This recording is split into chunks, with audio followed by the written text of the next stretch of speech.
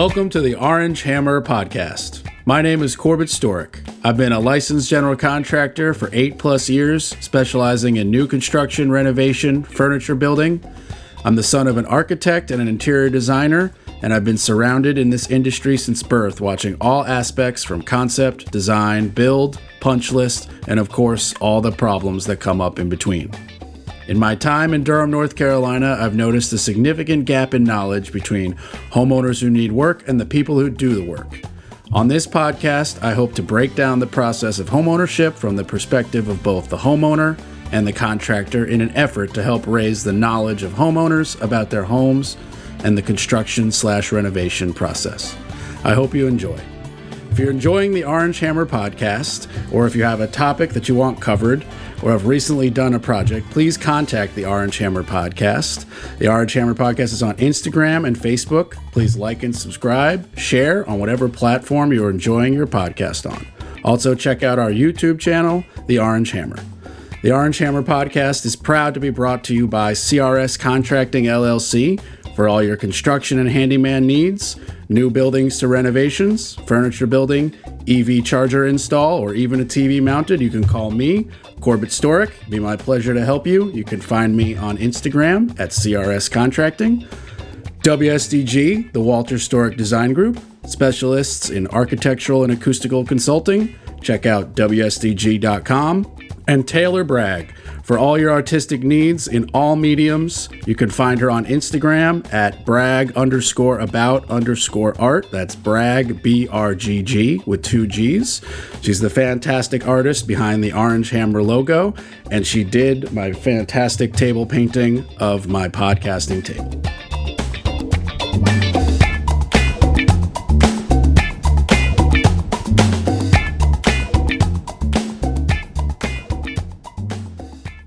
The Orange Hammer Podcast is proud to be brought to you by Stacy Sloan with Keller Williams Elite Realty, proudly serving the Durham and Triangle area for 25 years.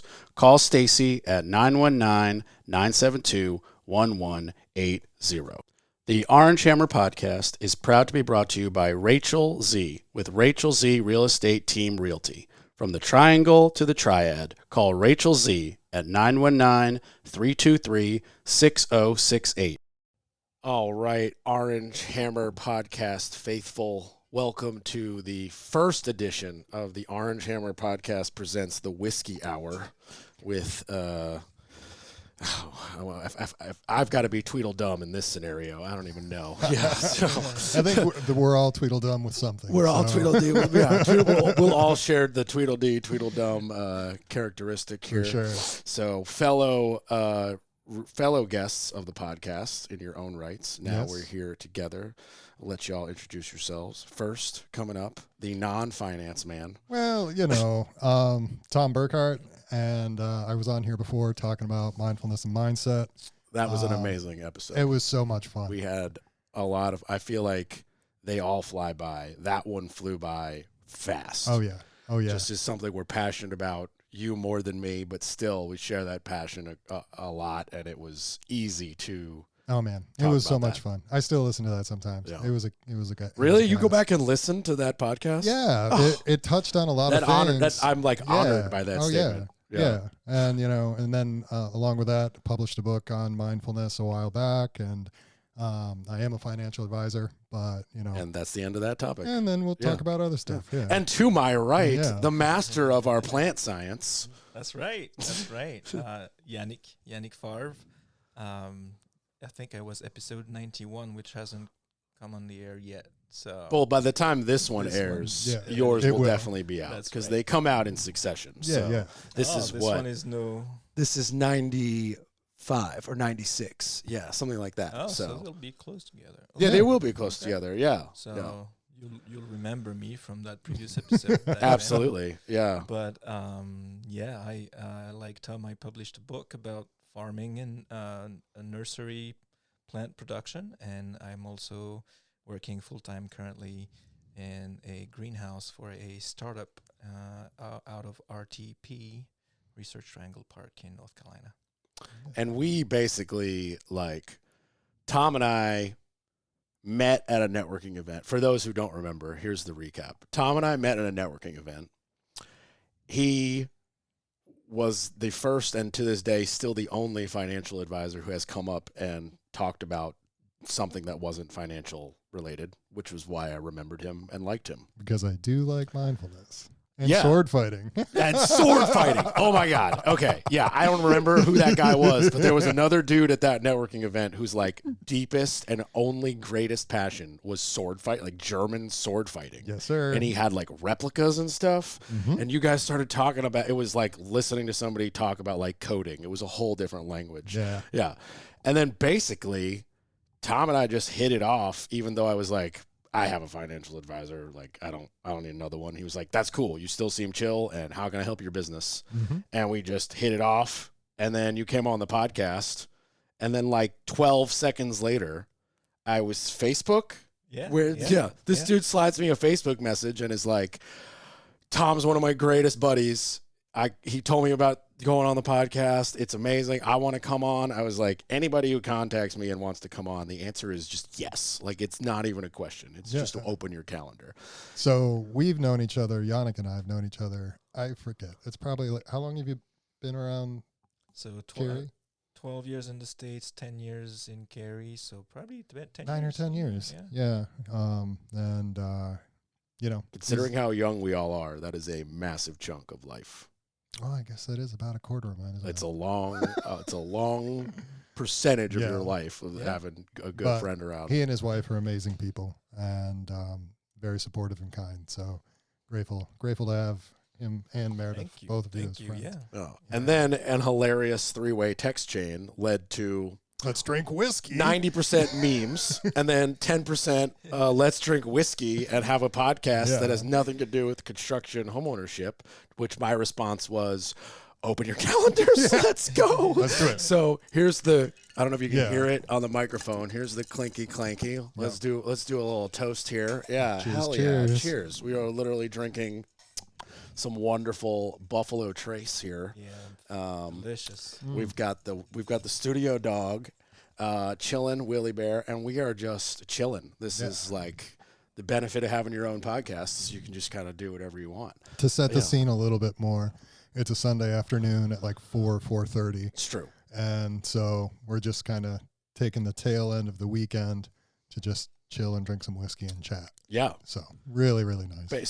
So I hope you don't mind joining us on basically what should not be recorded as three dudes just hanging out. I can guarantee that we're going to get into some really interesting conversations, though. Yeah, that's Guarantee. very true. What are they going to be?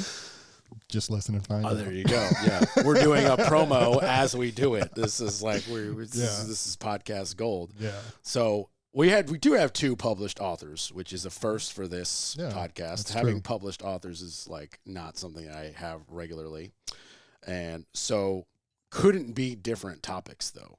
Yeah. Arguably though, a lot of crossover because mindfulness. Mm-hmm. There's a huge component of what you're putting in your body, both mentally and physically.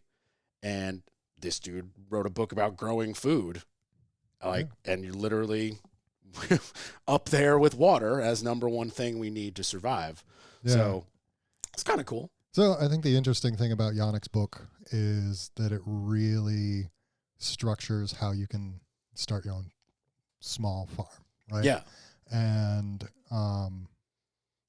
I legitimately plan on hiring him Yeah, after no, I build the for house I sure. just showed you the Yeah, plans yeah. of because And- I have the extra land and I want to grow at least my own simple like root vegetables. Yeah. Like it's just, I don't know if I could have like a full on I'll never go to the store again. yeah. But well, I mean, you can supplement. that's really hard. Yeah. But at the same time, if I could just have, my 6 staple vegetables Yeah. where I grow There you enough go, when they're in season and then Potatoes, tomatoes in the summer.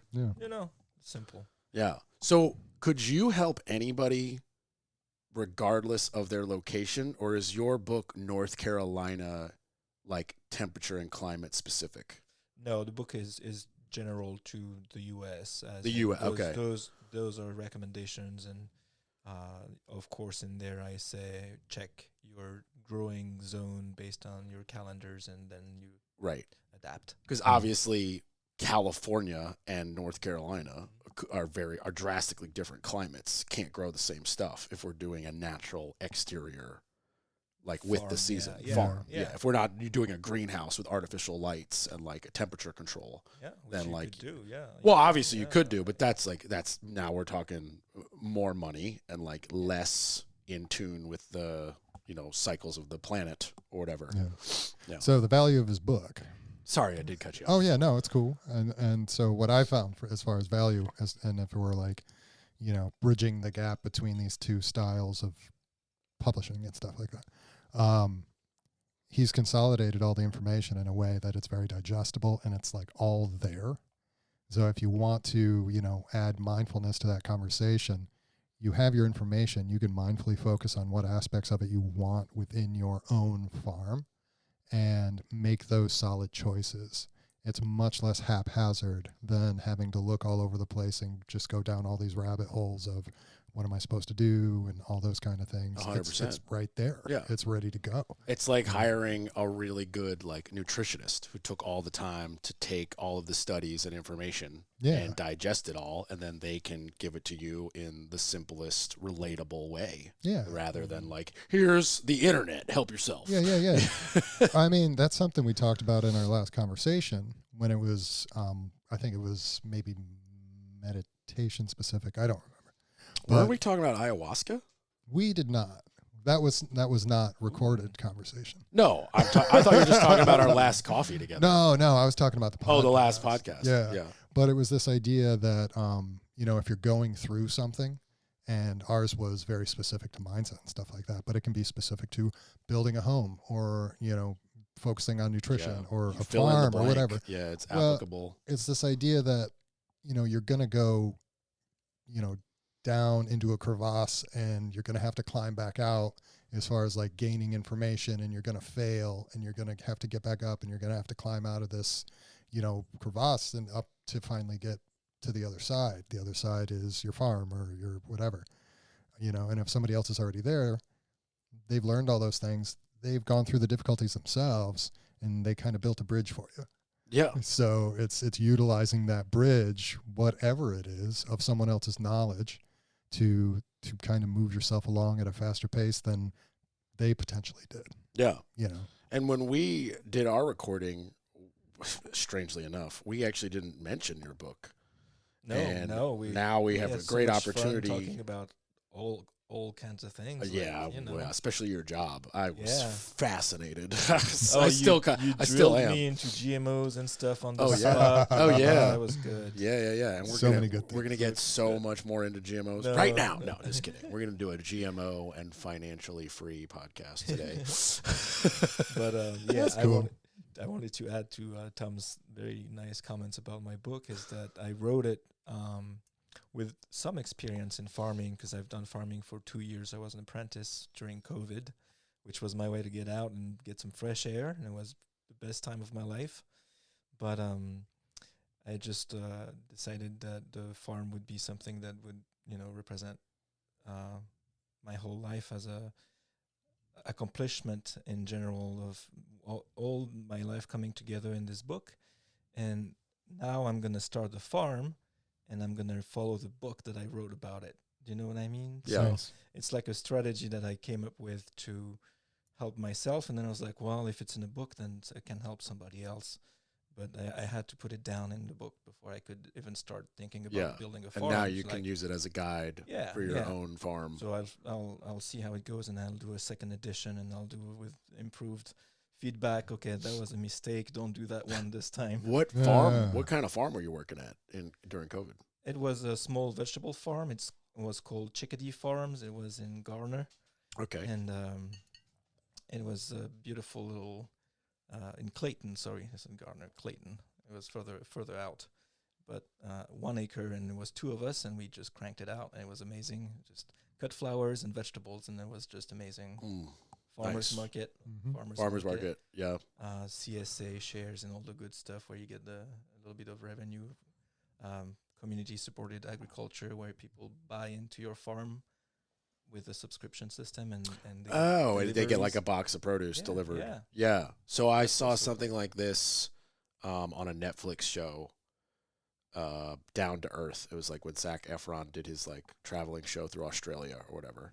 And there was a big farm in Australia where he saw this, and the people, like, it was amazing to see that basically there was zero waste. Like, the only waste was the very few exhaust fumes when they needed to use the tractor.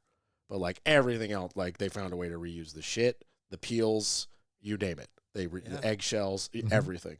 And there was, like, I probably got the number slightly off, but there was, like, a 25-year wait list. Wow. For the people in the community to get on the subscription service for the bike. That's how good the food was, and that's how many people wanted it. It was just that pure and organic, and you know everything that's going into it, and you have zero worries.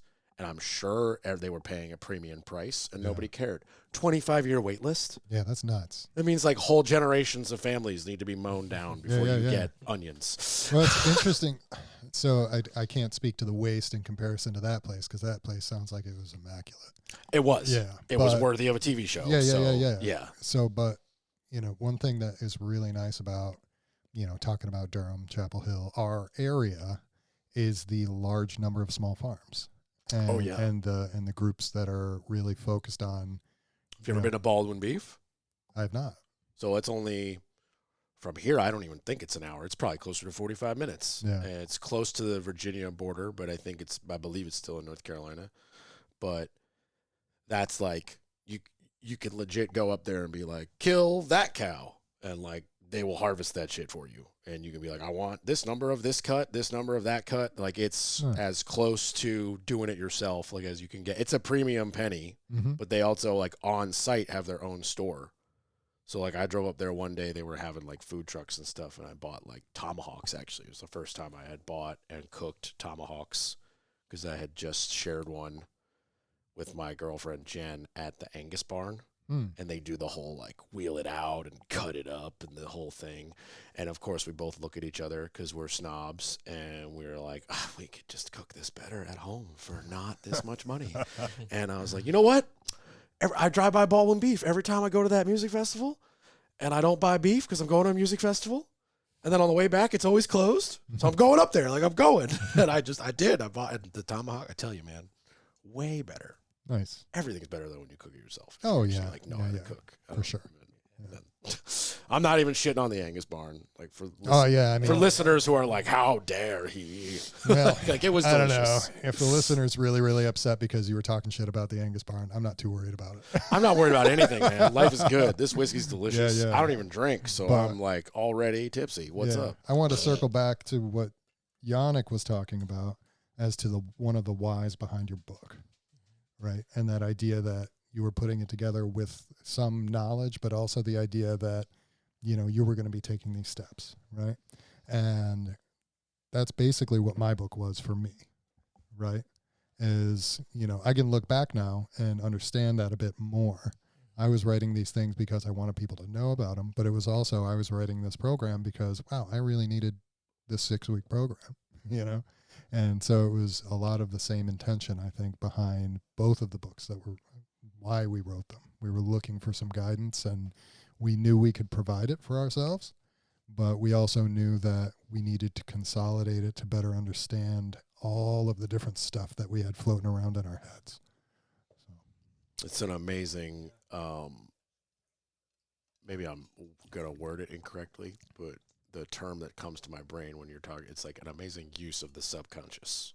Yeah. Of how, like, your brains totally knew for completely different reasons, but the same process. Your brain was like, okay, we've already got this info, and we're having trouble literally following it for some reason. Yeah. So we need to blurt it out in this particular format and then literally follow it ourselves. Yeah. Like, that's incredible. Like, thinking of how the subconscious is like, I know this is what is needed. That's why I write a lot.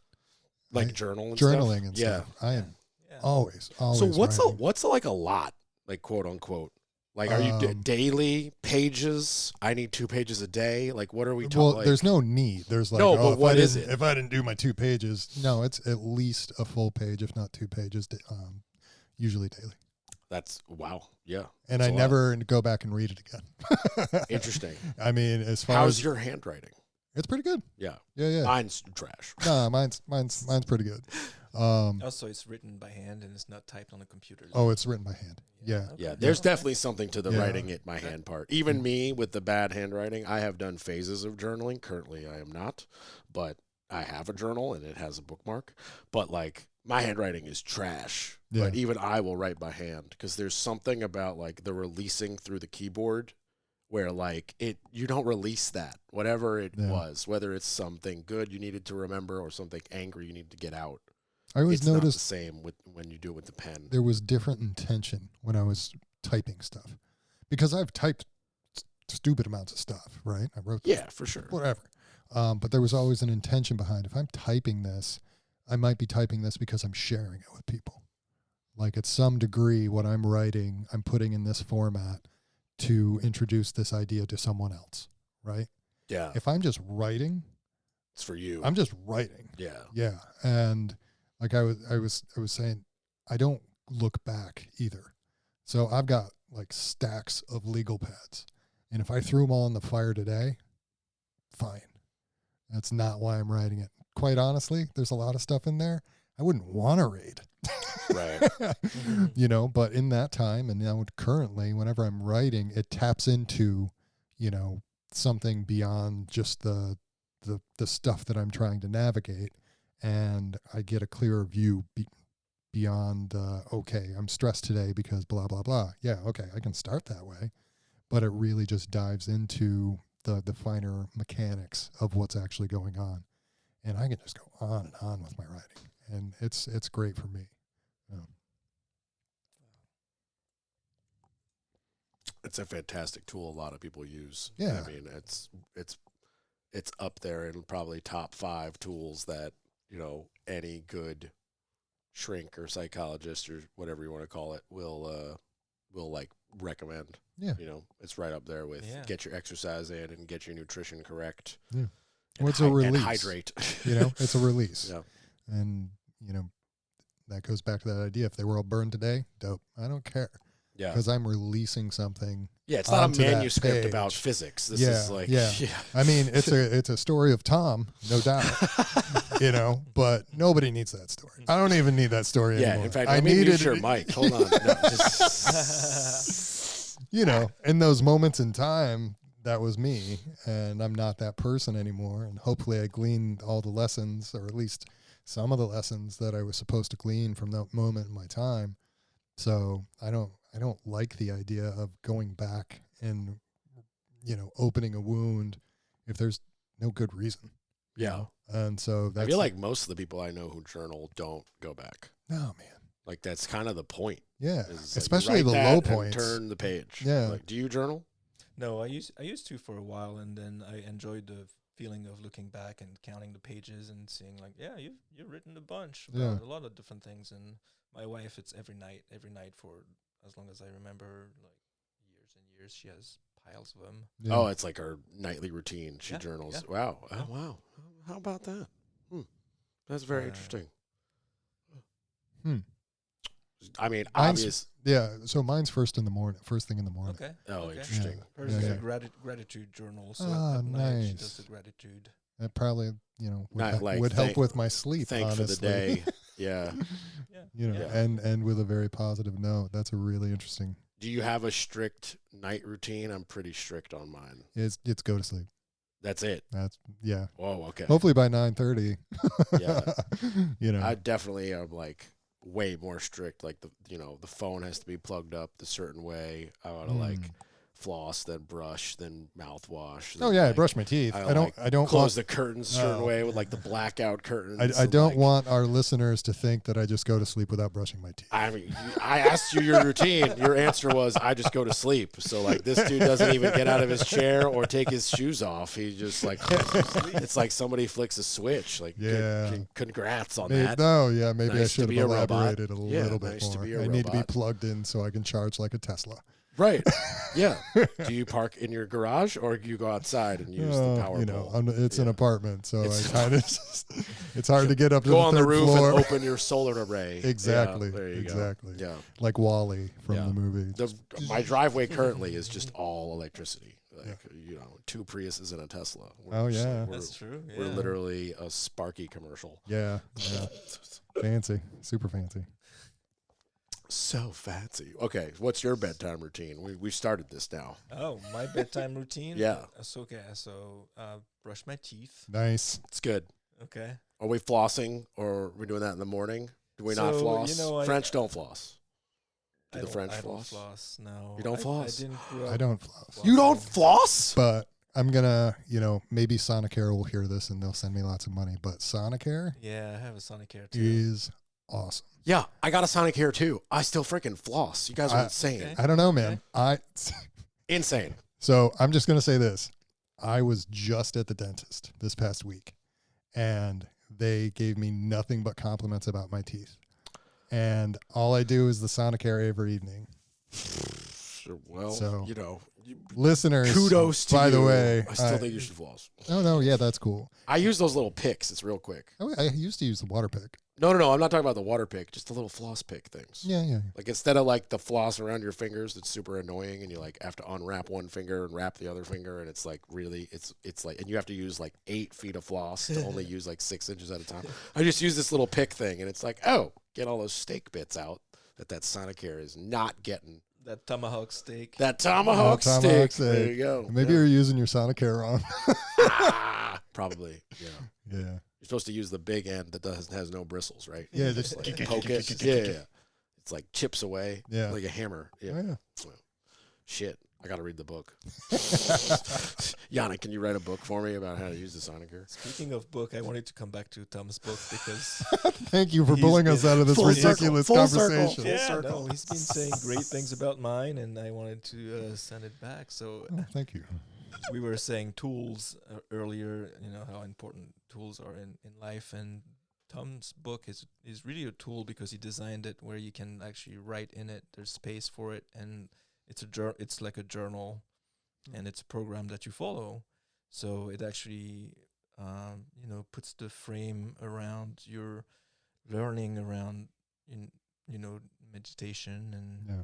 mindfulness, and it's a very positive book, and you can actually hear Tom speak through the writing, because I know Tom, and in the book there's little jokes and things, Thomisms. Thomisms. We're going to And coin so that. it makes it Thomisms. very I very like that. lively. Yeah. So Do you have is it available as an audiobook? Actually, for both of you, is there an audiobook? They are not. I mean, mine is. yours is mine not. is not either. yeah. No. No, they But don't. Yeah. Mine is, I mean, they're both on Amazon. You can track them down, get the hard copy or the digital edition. I was gifted one of Yannick's books by the man himself. Oh, But man. I I feel have like a not. jerk You are a jerk. because I didn't first of bring all. one. You could have brought one. You'd still be a jerk. Oh, Just- well, just that's fair. That's fair. clarifying. Yeah. Yeah. But I'm also a jerk, and Yannick's the only nice one in the room. Well, Willie's kind of nice, but Yeah. he's asleep. I feel like I can be Yeah. pretty nice. I'm But, just it's pulling your depending. leg, It's depending. sir. It's depending. God, you got to embrace Corbett on the whiskey. Oh, It's no. just, it's coming know. out. What you asked for this, This is going to be the most interesting and weird ass podcast ever. ever. Yeah, I'm curious how many people are going to listen to the end. 3, and it'll be my Us. mom accidentally hitting it 3 times. Yeah. Yeah, we're gonna get 0 downloads from the Buzzsprout email. It'll be hilarious, but I don't care. It's Nah, the benefit nah. of no. I'm You just know, kidding. this is nice. My that- girlfriend will still listen to it. She listens to everyone, Yeah. and she'll definitely be like, "What were you guys do? Why'd you do that?" It'll be like, "Because it was amazing." No. So I will say that, for all the goofy stuff that we've already started talking about, and I'm sure we will continue to talk about, it's really nice how this did come together. Yeah, And, I was saying that like yeah. a text chain that started off as 90% memes Yeah. became, "What do you guys think of this idea?" Yeah. And I was like, "Let's just do it." Like, it's as simple as hit the record button. Yeah. And Well, it's the randomness of life, right? yeah. That's part of what I like about it is like, It's also just the pure definition of a vibe check. yeah, Like we were all, obviously you two known each other for 10 years, almost 9, whatever it is. And like, me and you hit it off at an event that was supposed to be for professionals. Yeah. Yeah.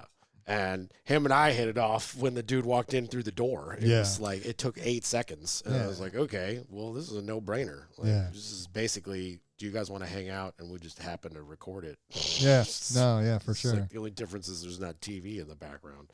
Yeah. Yeah. There's Willie on the floor. Yeah. Yeah, I don't think the mics are picking up his groans, but they are hilarious. Yeah. His his life is so difficult. He's the most spoiled, pampered dog there is, which he deserves, every ounce of it, by the way. I've already thought about in the new house where the auto-refilling water bowl needs to go. I've already got like mentally figured out. Like what I have in this house. Yeah. Cool. You haven't seen the auto bowl? Under the kitchen island? I guess not. What? Oh, sorry, guys. Even he's doing, Yeah. Okay, so it is literally like, so it's designed for, it's an Amazon product. It's not like I hunted for it and I'm special. Okay. Like it's an Amazon product. It just happens to be really small. It's only about this big. For listeners, it's like 10 inches wide, the bowl. It's the mini version of like 4-foot wide versions that you screw on the outside of a barn, hook up to a regular hose, and it autofills water for like your cows, your horse, that type of thing. So I got the baby 10-inch version, screwed it in between the void of 2 cabinets when I built my island, and then had my plumber run up a hose bib. Oh, and it has cool. It has a float like your toilet bowl. So he drinks and it just auto backfills from the hose bib, which is my house water, which is filtered water. I have a house filter in the basement, in the crawl space. So I just never have to worry about whether I'm too lazy to fill up his water bowl. So it's just like, you never have to worry about it. And then when you want to clean it, you turn off the hose bib and then you just empty it with a cup into a bowl. And the hose is now off, so it can't autofill. And then you just like scrub it real quick. Dang, that's really cool. Yeah, so you clean it like every 6 months or whatever because it gets like some dog hair and slobber. You can install these. Yeah. All right. The install is 2 screws, and then my plumber just needs to run a hose bib. If you want to put it within the distance of an existing hose bib, you don't even need to call me. You could do it yourself if you own a drill and a level. That's all it takes. It comes with the 2 screws and the bracket, and then it comes with 3 feet of hose. And it's a regular garden hose, just screws into your garden hose bib. Most people, in fact, all people, don't have a garden hose bib in the middle of their kitchen. Yeah. So I had to drill a hole through the floor, run PEX. My plumber had to run PEX, which is the plumbing pipe that's inside our walls that nobody looks at, and then install a garden hose, which looks weird until you see what the end result is. And then you go, oh, duh. And that's the simplest, cheapest option. You could get fancier and like cut the hose off and put on a different hose that's more hardwired. But the garden hose option really works because, again, you need to turn it off to empty it every 6 months and actually like hit it with some Simple Green and a rag and like clean all the slobber off. I feel like a lot of people would really like having that set up in their home. It's like $160 from Amazon. And then, realistically, I'm not going to say what my friend plumber charged me, but like realistically for listeners, so that you're not sticker price shocked, if you were to, $400, a plumber could easily go into your crawl space, cut something, add a T, drill up to the location you want it, and put a garden hose. It's like that kind of number. So for $560, including the thing. Yeah. And then you just like never have to think about water ever again. If your water's good enough for you to drink in your house, it's good enough for your pet. And if you're me, I have a house filter. Yeah. So it was a no-brainer for me. But I like planned it from day one when I did my kitchen island project. Because that island was not originally there. That was a floor-to-ceiling pantry closet that was very much closing off everything. I ripped it all out and opened up the whole space. But I was lucky. My house truss system allowed for that. It wasn't structurally holding anything up. Yeah. That's luck of the draw. So I literally just took a sledgehammer to it and was like, well, I just got to patch some drywall. Okay, it didn't fall, so. No. I went up there first and looked. Oh, okay. Yeah.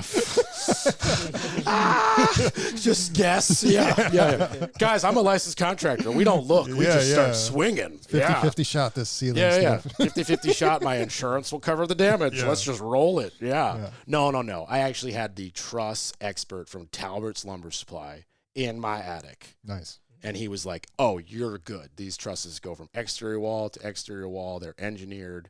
None of these interior walls are holding up anything. And I was like, great. So this one closet, he's like, no, it's not holding up anything. And I was like, cool. And he was right, obviously. When I took the sheetrock off and then looked at the studs, there was no headers. No, it was a closet. So all I had to do was rip it down, patch the ceiling, move 2 outlets, and then I bought 4 cabinets and a top. Nice. And to patch like. Well, it looks good. Thanks. And to patch like 8 inches of floor. It was like it was a lot of planning, and it was like a 2-year project because I had to phase out. I had to like get the cabinet on the side of the fridge that wasn't part of the kitchen originally. I had to like match that to the existing, put all my food in there, and like live for a year. So that I knew I didn't need all that pantry space. Because that's the pantry. I was like, okay, is this enough?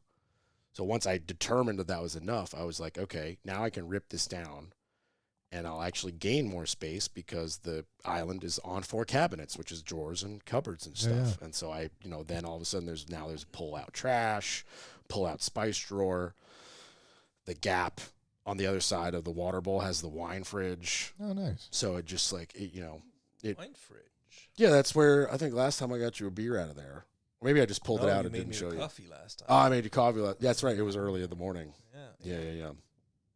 Well, there's 2 beers in there. I'll give you one after this. Wine fridge in your island and a self-refilling dog watering bowl. Yeah. Are you getting ideas for your house? Yeah. So behind the wine fridge is a 2x4 studded wall because that's in that 2x4 stud is where he's telling you to just pull the mic closer. You could just say it out loud. It's not that big a deal. All right. We're not going to edit this. It doesn't matter. But so I had to, that's like the little tiny bit of framing, literally the width of the wine fridge. And in that open framing is where the PEX comes up and where the existing wires were kept. And there's the outlet for the wine fridge. I just had them shorten it. And then also there's a switch because the kitchen light had a 3-way light switch.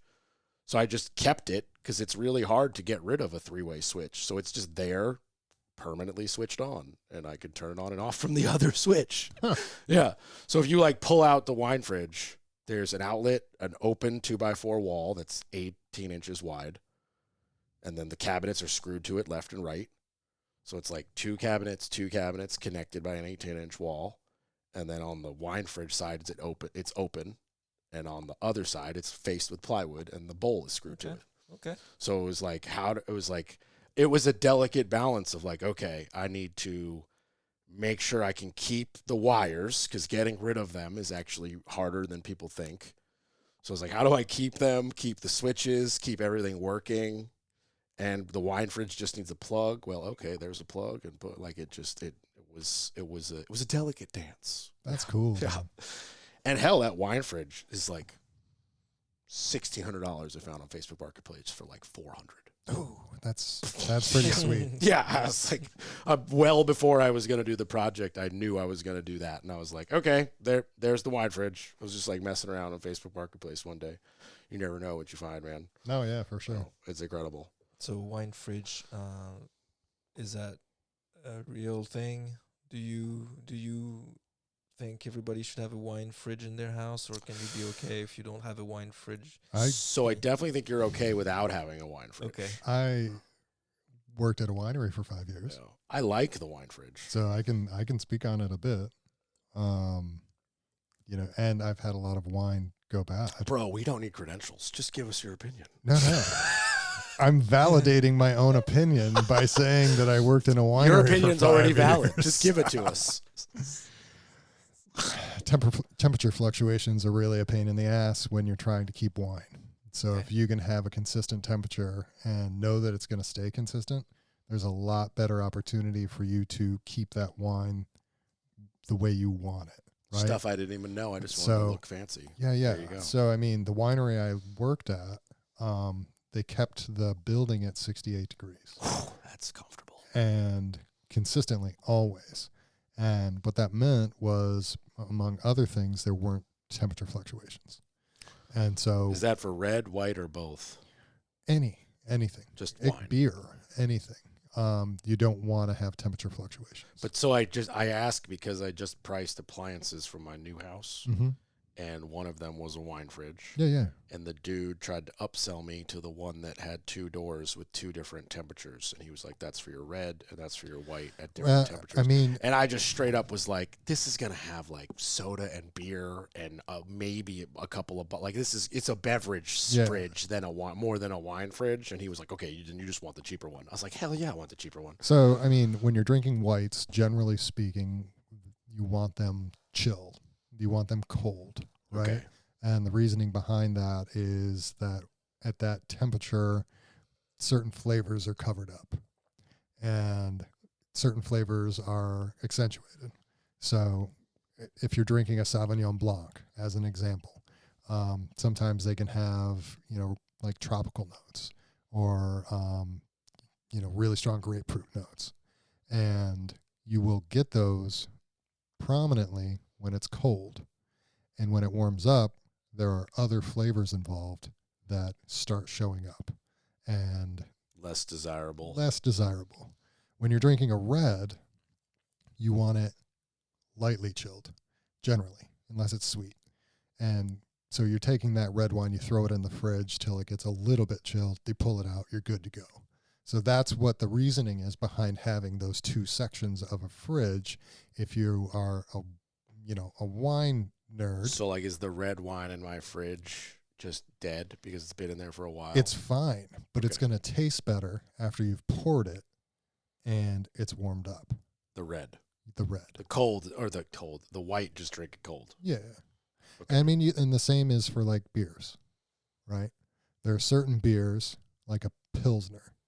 That thing needs to be ice cold. Yeah, it's crisp and refreshing. It's perfect. Yeah. If a Pilsner warms up, not that good. It's gross. Yeah, it's true. But if you're drinking like a Baltic Porter or like a Guinness stout or something like that, be some of those are supposed to be warmer, and you're going to be getting those types of notes as opposed to the notes. And you don't want it cold. You don't want an ice cold. I mean, American stout.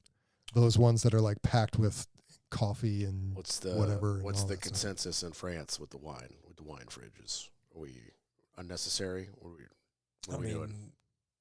If you're really into it, you have like a cellar kind of thing, Okay, well, that's a different tax bracket. No, France is old and houses have cellars. Yeah, in France. that's what. Yeah, France is old. I mean, our oldest buildings are new to them. Well, yes, this is true. Our country is 3 people old, and France is centuries old. Yeah, no, but I mean, like, if we're talking to Americans who have a relatively modern American house with no cellar and they love French wine, should it be exactly what he said? Should it be left out on a shelf? Should they dig a hole and build a cellar? Well, we're talking 2 different things here, though. We're talking storage versus consumption. Okay, touche. Fair enough. Okay, So, I guess I'm talking short-term storage into consumption, which becomes the same thing. Like, So, obviously, when I opened that red wine, you have it only has a like couple 4 days till it's gone. So that then goes into the big fridge so that it doesn't leak. So it's held upright and it has a stopper. But if we're talking storage, it's temperature consistency. That's so where the wine fridge wins. Wine fridge, or closed. If you are in France and you can store things in, an Undercroft or whatever, for an extended period of time, that temperature is not going to change. Yeah. And so it's going to last a lot longer. But Buddy Jeremy built a root cellar into his house. See, for that's cool. Not for wine, but for like he cans but that would be food. Yeah. That's the same reasoning. It's going to be, it could be a can of blueberry jelly or whatever, but temperature fluctuations are not ideal. And so what happened to me, because I've moved around the triangle a lot and didn't have any kind of consistent storage space, as I've had cases of wine go bad. Mm. Cases. And there's nothing you can do except pour them out and just kind of be bummed about it that you didn't drink it when it was good. I got my wine fridge, and I had to text an ex-girlfriend and be like, hey, I need 10 recommendations. I need like 5 red, 5 white, like $20 a bottle or less. And she was like, I got you. Yeah. No problem. She gave me this list in 5 seconds. She's such a wine head. Yeah. And well, that also, I was like, perfect. Now at least like my fridge is like respectable enough. If somebody really wants some wine, I'm like, now well, now I want to see what fridge. wine you got. Oh, now it's empty. This was a year ago. Oh, yeah. This was years ago, actually. Yeah, Natasha, shout out to Natasha. This was like, we broke up 2 years ago or even more. But now I think there's literally some SodaStream bottles for club soda. There's like 2 beers that have been left over from parties. Mm-hmm. And I think there's like 1 bottle of unopened red wine that somebody brought me as a gift. And it's just been there because I don't drink. Something else to think about is how much do you know and how much do you care, right? I don't know a lot. Well, generally speaking, if a bottle of wine is turned, 1, are you going to notice? And 2, are you going to care?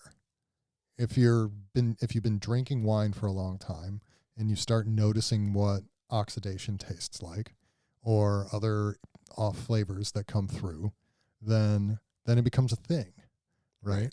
But if you don't know, then it doesn't matter. Yeah, I wouldn't be able to tell you. Short of like, this tastes like vinegar. Yeah. I would know, but that would taste bad. Vinegar, like wine turning sour, I feel like you can But tell if it pretty- oxidizes, Well, if it's been speaking of open vinegar, for a week, I'm a little right? low on this Buffalo Trace. Then you might not care, right? Little Whiskey top fill off, up. little top off here. top off, yeah. Thank you, sir. So, I mean, it's the same with the coffee industry, right? So, yeah, I worked at a winery for 5 years. I worked at a coffee roaster for 6.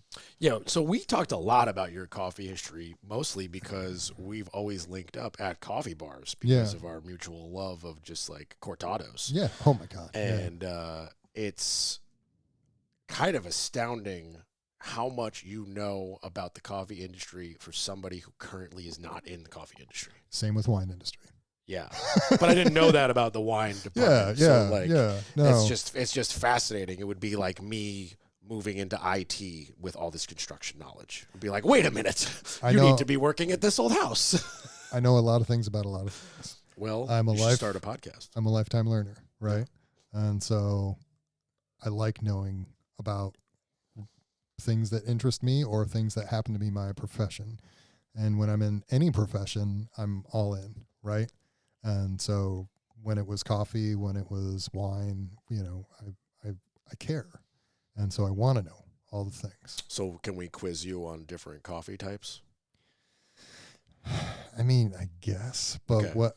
Like, So if it's why? just okay, you're right. But why? Yeah, he won that one. Yeah, touche, touche, sir. Yeah.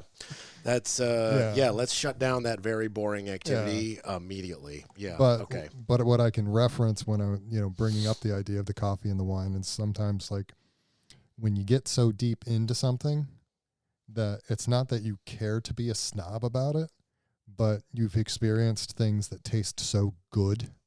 Yeah. That it's really hard to go back. Well, it also to you it's not snobbery. To you it's passion. Yeah. It's like me with pizza. It's an enjoyment of a specific flavor, and the specific flavor is something that I learned over years of like trial and error, And so I know what I like. I know what is technically good, and so I have my things that I gravitate toward, right? Whether it be coffee or beer or wine or anything, and full respect to the people who drink $2 Chuck from Trader Joe's and Folgers coffee, right? Because that's exactly what they want to enjoy, and it's got to be somewhat good. Folgers sales are insane. Someone's got to like it. Someone, okay. I drink Folgers, yeah. Yeah. You drink Folgers? Yeah. Okay. Yeah. Do you buy it ground in the big red Oh, thing? Yeah, the bigger the bin, the better. Costco size. Yeah. So do you drink it for the flavor or for the caffeine or for both? Just for the caffeine, I think. That's the difference. Yeah. Right? Yeah. So But that's a self-aware, respectable answer, and it's true. and it's true. It doesn't taste bad. It doesn't taste bad. That's what I'm gonna say. Like, Yeah. As a morning ritual, I'm fine with it. Like, Yeah. I'm not gonna be grinding fresh beans every morning. I don't know. Some people do it, but I do it, Folgers. There you go. but I mean, let's be very clear. I would not know the difference if you replaced my beans, which for the record are Kirkland brand, which is powered by Starbucks. I would not know the difference if you took my little, because I it like grinds into the little circular thing and you press it down and it's like an espresso shot. Yep. If you put your Folgers grounds in there with my steamed almond milk, I wouldn't know the difference. So my biggest issue is that I would. You would, but I'm not saying that you would. I'm not trying to say you wouldn't. I'm trying to say I freaking I'm would saying not know. it's an issue for me. Yeah. Because So I what would would I you- would love to be able to drink cheap stuff. So and what be what cool are with you it. tasting? Like, okay, so hypothetically, right? Let's say you have 3 mugs, right? And I brewed them all the same way. And like, because I've made you a coffee when you came over, when I think I gave you financial documents or whatever. So you know that I basically, for technical terms, I'm brewing a double shot of espresso. Yeah, you made a dirty chai. It was delicious. Right, and then I'm steaming a bunch of milk. So let's remove the chai, right? So it's just steamed milk and a double shot of espresso. What's that called? It's Americano or whatever. It depends on how much steamed milk. This was the thing you were going to quiz me on earlier. and I You're shut right. it That's down. what I was going to. Let's just say it's half So and half. for the listener, Yeah. all of these fancy different coffee drinks with different names, different generally, ratios of the it's same just different ratios, the same thing. Yeah. So what's a double shot of espresso with the exact same amount of milk is It's a what? cortado. Okay. So let's say I make you a cortado. Mm-hmm. Everything's the same except one's Folgers. Yep. One is the Kirkland, which is powered by Starbucks. Yep. And then let's say one is like one that I know you enjoy, like the Little Waves at Cocoa and Cinnamon. Little Waves is good. Right. So I am legitimately curious. What would you be tasting where you're like, oh, like, would you be able to tell which one's which, or would you just be able to be like, this one's better and this one's not as good? Like if I told you these 3 brands are in these 3 coffees, would you be able to be like, that second one's Folgers? I probably wouldn't be able to say that second one's Folgers, but I'd probably be able to pick out the highest quality one. Okay, so now question A is, what is the quote higher quality, like different? What are you tasting that's different for somebody like me who has no idea? Oh man, I don't know that I can describe. Is it flavors. literally like the plant is better, the way it was harvested is better? Is it from a better part of the world? Is it the soil? Is it they picked out all of the crud that the other person didn't? Like, what's the difference?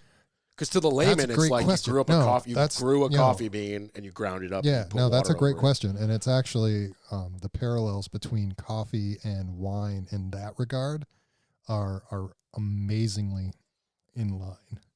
So if either one of them. But you don't let like beans like sit and like rotate them for like years to create wine. Like you just like roast the bean and put it in a bag. But it matters how it grew. It matters, if it was a wet season, if it was a dry season, harvesting, how was it processed after it was harvested? So like Colombia has the best coffee because it's so like wet and humid down there. Colombia has this is going to sound stupid. Colombia has the best coffee? Colombian coffee. Oh, okay. Okay, it sounded dumb because different regions. This guy over here. Different regions. He knows his stuff. I know. I'm sorry. Different. Don't worry, we're going to talk about deck bolts in 23 minutes. Sweet. I mean, we were talking about installing water bowls, so I mean, It's true. We're just jumping from interest to interest, and we'll find the bridges. We're going to build them ourselves. Yes, brick we by will. brick. Yeah. Okay, so it's the best. Colombia has the best Colombian coffee. Different regions have. I mean, it's the same as we were talking about. See what I just? I'm building a bridge right here.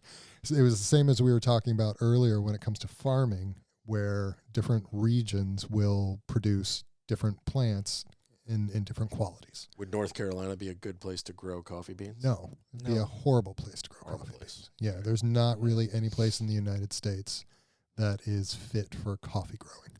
Really? But there are places in Latin America. There are places in Africa. There are places in different spots in the world that are perfect for growing different coffee beans that have different flavor profiles. And then you take into account how those are grown in those regions.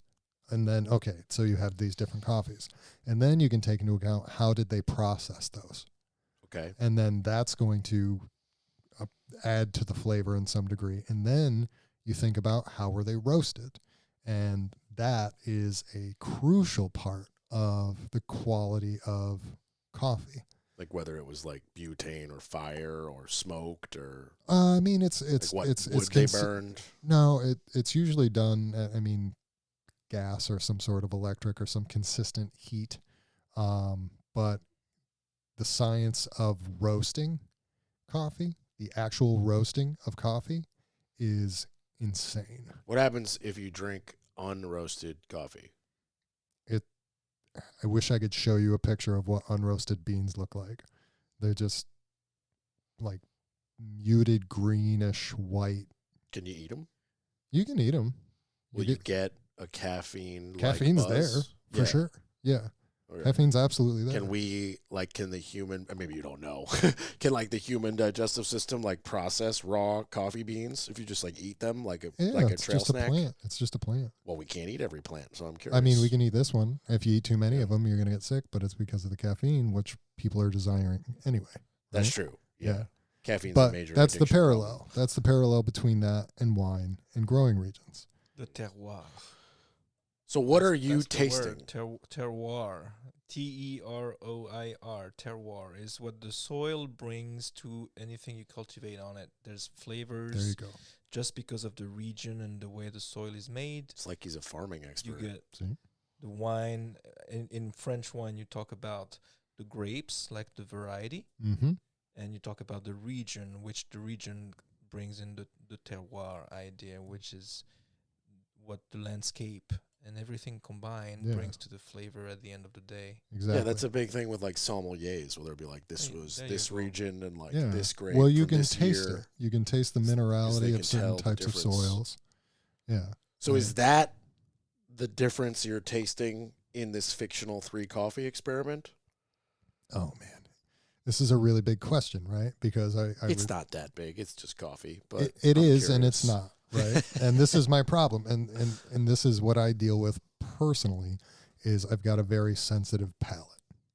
Okay. And to the degree that I remember, this was probably 15 or 20 years ago.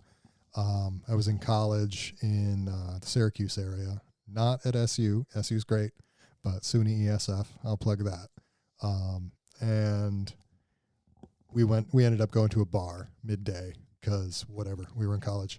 And there was Coors Light and I want to say Keystone Light. And just champagne. They're so it's just class. Pretty much all class. Yeah. It's basically water. Yeah. Keystone Light is water. It's alcoholic water. And so is Coors Light. Yeah. Keystone Light is the original White Claw. Yeah. People just don't give it credit. It's just alcoholic water. So what happened was I was telling him I could tell the two apart. Was it a can or on tap? It was on tap.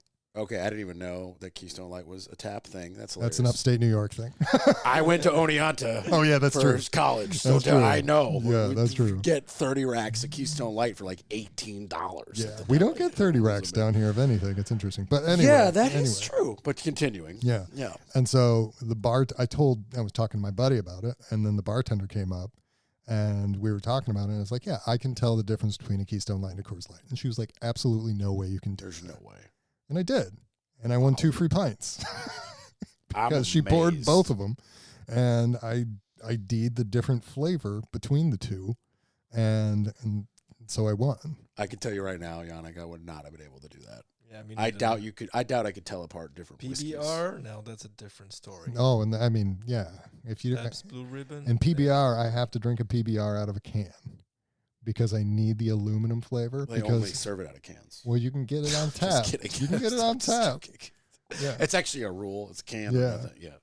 But so the long and short of that is You just have it's this frustrating. It's honestly, it's very frustrating sometimes. So we should open a restaurant. I'll fund it. We can open a winery coffee shop. Nah. No. The problem with that is I'll drink too much coffee because as an owner, I'll get free coffee. And that would be bad for my heart. Yeah. How much But- coffee is too much coffee? That's How a good much is too much? I think, and this is just my opinion, that like 1 cup before 10 a.m. is okay, and then after that, either quantity or time frame, you're overdoing it. This is my opinion, which is not shared by the majority of humans. let Does that alone opinion Americans. fluctuate? That opinion is the new opinion after meeting with my nutritionist and having some like life-changing shit happen to my dad on our scuba diving trip where I almost lost him. And I just learned caffeine and its relationship to blood pressure and the heart. And I was like, okay. And then I also learned about caffeine's like half-life. Oh yeah. And I just kind of put that information together, and I was like, okay, so if I have a coffee at 4 in the afternoon because I'm feeling like a little bit of a lull, I realized that is from a lull I gave to myself by having the second cup of coffee at 11 a.m. Oh yeah. So like that was mistake 1, and then the 4 p.m. coffee stops me from going to bed at the hour I know I should go to bed at. Yep. And then the next day, it might be 2 or 3%, but if I'm 3% depleted, and then you compound that the next day and the next day and the next day, and 17 weeks later, it's just not like all of a sudden I am literally addicted and running on coffee. Yeah. Caffeine, I mean, it's borrowed energy. It's 100% borrowed energy. 100%. And like it's a vasoconstrictor, and it's I feel like I'm gonna potentially mispronounce this, and I am not a scientist, but I believe the word is acenidine. It's an adenosine.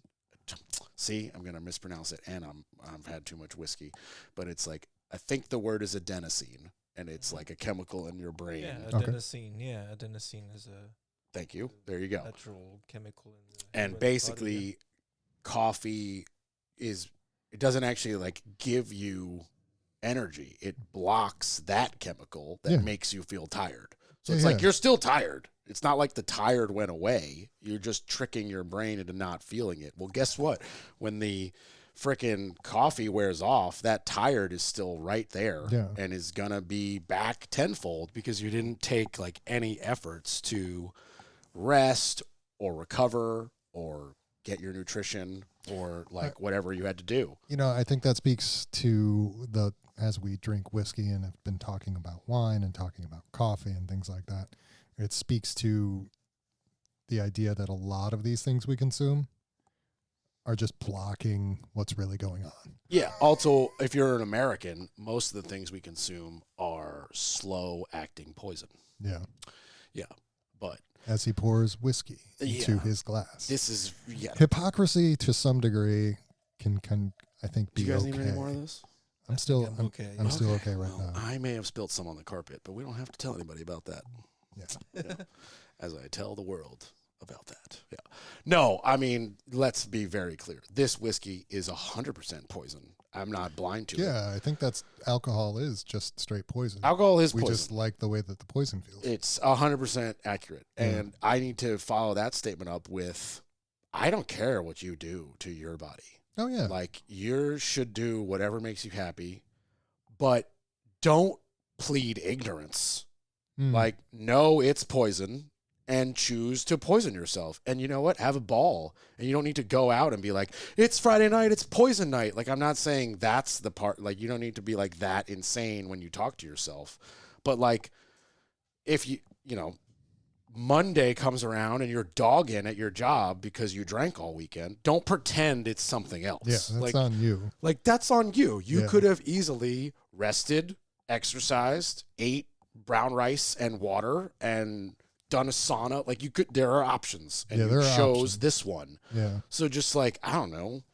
To me,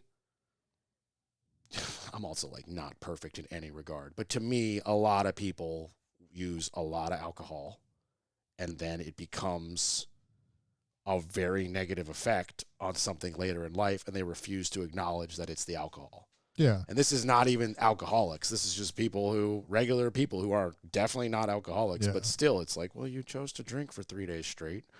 Did you not think that day 4 and 5 you would maybe feel like death Yeah. and not be able to do stuff you wanted to do and Right. hang out with people and function? And Yeah. And I think that's, You know. that speaks to, as I sip this whiskey, I don't know. I think it's a cultural thing where we don't want to take responsibility, but we want things fixed. So wait. Elaborate on that. The cultural part, do you mean United America States. is a drinking culture or I'm America opening it up beyond the drinking to food and medicines and everything where, I don't want to feel hungover, but I don't want to stop drinking. So Yeah. I don't want to feel sick, but I do want that cheeseburger. Like Right. those kind of things where it's just like maybe not wanting to own it. and Like take Goody's hangover responsibility. cure. Have you heard of that? No. Do you know? Okay, so you guys probably don't know him, and listeners probably don't know him, but like Sean, I forget his last name, former New York Ranger hockey player. So like I'm a fan of his. He now is the spokesperson for Goody's hangover powder, and it's like basically powdered electrolytes and caffeine Yeah. and ibuprofen that you pour in water when you wake up hungover. Mm. And it's like, okay, so society we had option A, make a hangover powder that's ibuprofen and caffeine and electrolytes, or option B, maybe consume less alcohol. Yeah. And as a society, we chose option A. Yeah. Well, I mean, and that's the same as food. Right. You know, I was just making the point of what you were saying. Like that's just a great It's like, example. my of like, cholesterol's really high. I'm going to take this pill instead of not Right. eating, this crappy meal. well, don't get me started on our healthcare Yeah, system. yeah. Our healthcare system doesn't care about our health at all. They just want addicted Yeah. to whatever medication. But The solution is never how do you get better. The solution is here's your new pill for eternity, yeah. and it's covered by your insurance. Yeah. So what I did at the beginning of this year, because as we're talking about this, we're in late January. Everybody's doing dry January, and that was not my intention. I'm not doing dry Yeah, January. my intention was I need to break habits, right? What And- habits were bothering you? And drinking was one. Drinking was Really? like, especially around December, I never noticed you to be you'd have like one beer at those networking events. Oh yeah, no, it's not that I'm like over consuming, it's that I'm tired of consuming. Oh, interesting. And it becomes something, if it's every night I need a beer or two, it's become my habit. Or addiction, however you want to talk They're about synonyms, it. sure. Yeah. And so for me it was like, all right, I have gotten to a point where I'm pretty tired of this. Right. And so, in beginning the year, I was like, all right, I need to break this habit. And not everybody knows. That's a broad statement. Generally speaking, people are aware that it takes about 2 weeks to form a habit. Mm. So it would also potentially take 2 weeks to break a habit. One would argue longer. Yeah. I mean, yeah. Because the potentially. habit, if you're breaking a habit, by definition, your habit's ingrained. Yeah. And so breaking something that's ingrained is, I'm not a psychiatrist or whatever, but like I would argue that's harder. It is break easy to go back to things that you're comfortable How long with. have you had the habit for? Right, Exactly. exactly, Yeah. Especially exactly. something as Yeah. casual as having a beer or Yeah, two, yeah. Yeah. Especially also because like you might want to break the habit for the exact same reasons, but your habit is not that much of an ailment, like Yeah. compared to like, somebody who had like a hard drug problem. Yeah, Where it's yeah, like, yeah. okay, you go back to 2 beers, nothing really happens. You go Yeah. back to like hard drugs and like you ruin your life. You know what I mean? I think it really boils down to intention. Of course. Right. Which and And that like completely jumped down that onto mindset. the mindset. Yeah. Like the intention was it's a focus around so many aspects of life, and so many people ignore it as a vital concept. And at this point, it's pretty obvious that it's a huge part of how I process information. And and that and whiskey. That and right now whiskey, yeah. And obviously talking a bunch. We get Tom a little liquored up. Yannick and I are actually going to go to the back deck. Let me tell you a story. Yeah.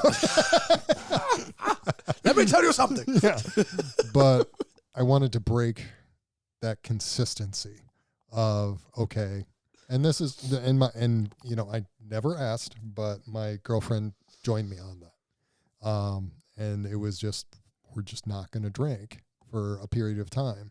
And everybody was doing dry January, so it just became January. But really, that was never my intention. My intention was I need to change what's happening, right? And, I got 3 weeks in, and by the way, feel great, but also was like, you know what? I really want to go out to this brewery with my girlfriend. That's an experience we enjoy doing. And I didn't want to hold back from being able to do that, so we did it, and it was fun, right?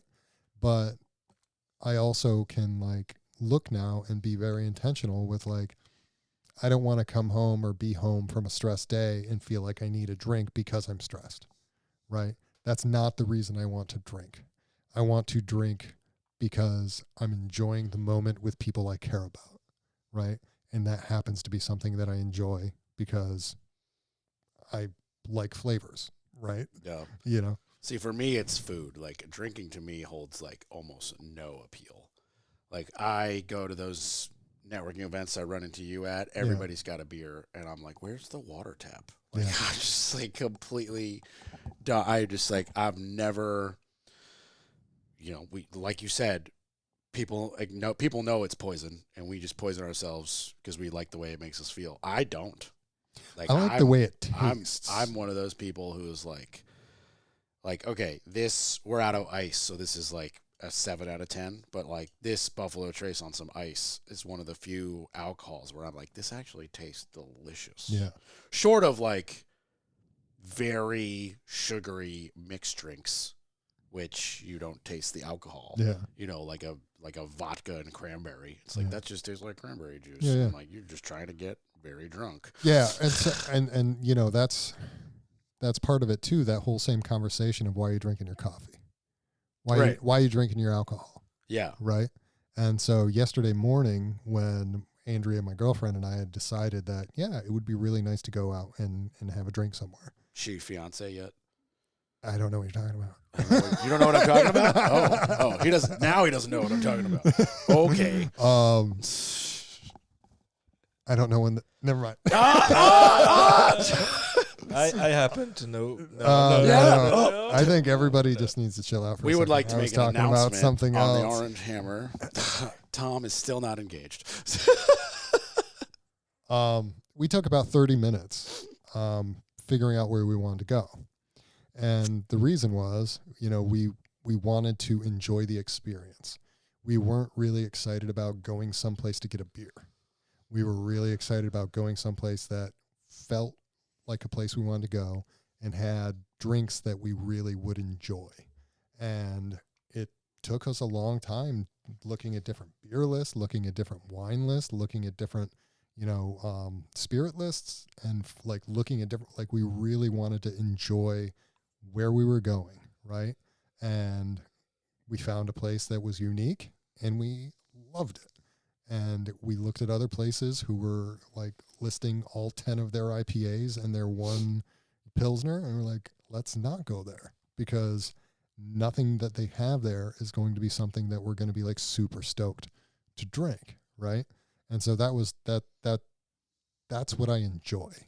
I enjoy the moments where there's a unique experience as opposed to, let's go drink the IPA until we're seeing double, or let's go drink the Keystone Light until we're seeing double, or whatever. Significantly more Keystone Lights. Yeah, significant. Volume wise. Yeah, and I have to look back on my late teens and 20s and realize how much money I wasted by getting drunk on Keystone Light instead of Keystone. Are you same price, right? Or Oh yeah, now same you're price. now you're an IPA guy, I right? hate IPAs. Oh, I thought you were an IPA guy. No, Okay. I don't like sours. I don't like IPAs.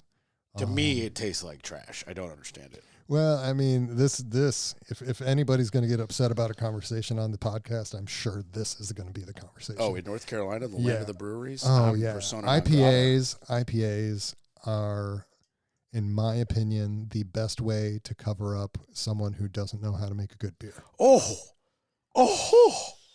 See, fighting words. I love IPAs. IPA and like bitterness. I'm not knocking the flavor for people who enjoy the flavor, I think you guys should just fight right now. right? But think of it like this. I have like 2 knives you could take. He's a sword fighter. How about a hammer? Yeah, I and did an sword axe? fight Yeah. for years. Yeah. But was it a German sword? It was. Yeah, here you go. Okay. But think about it like this. All right, we were talking about, we've been talking about flavor profiles and all these different things, whether it be wines or coffees or blah, blah, blah, blah, blah. Let's look at beer, okay? So let's look at a really good Pilsner. Like a really, really good Pilsner. Like, Anything German. okay. Yeah. So, Hefeweizen. Hefeweizen's different than a Okay, Pilsner. see, I know But- so much about beer. So, Yeah. but I'm actually let's going to just- stay quiet. yeah, let's just take it as an example, a Pilsner.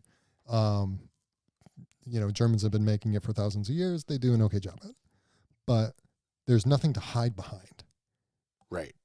The brewer and how they did it, that's all there is. Same with a really good white wine.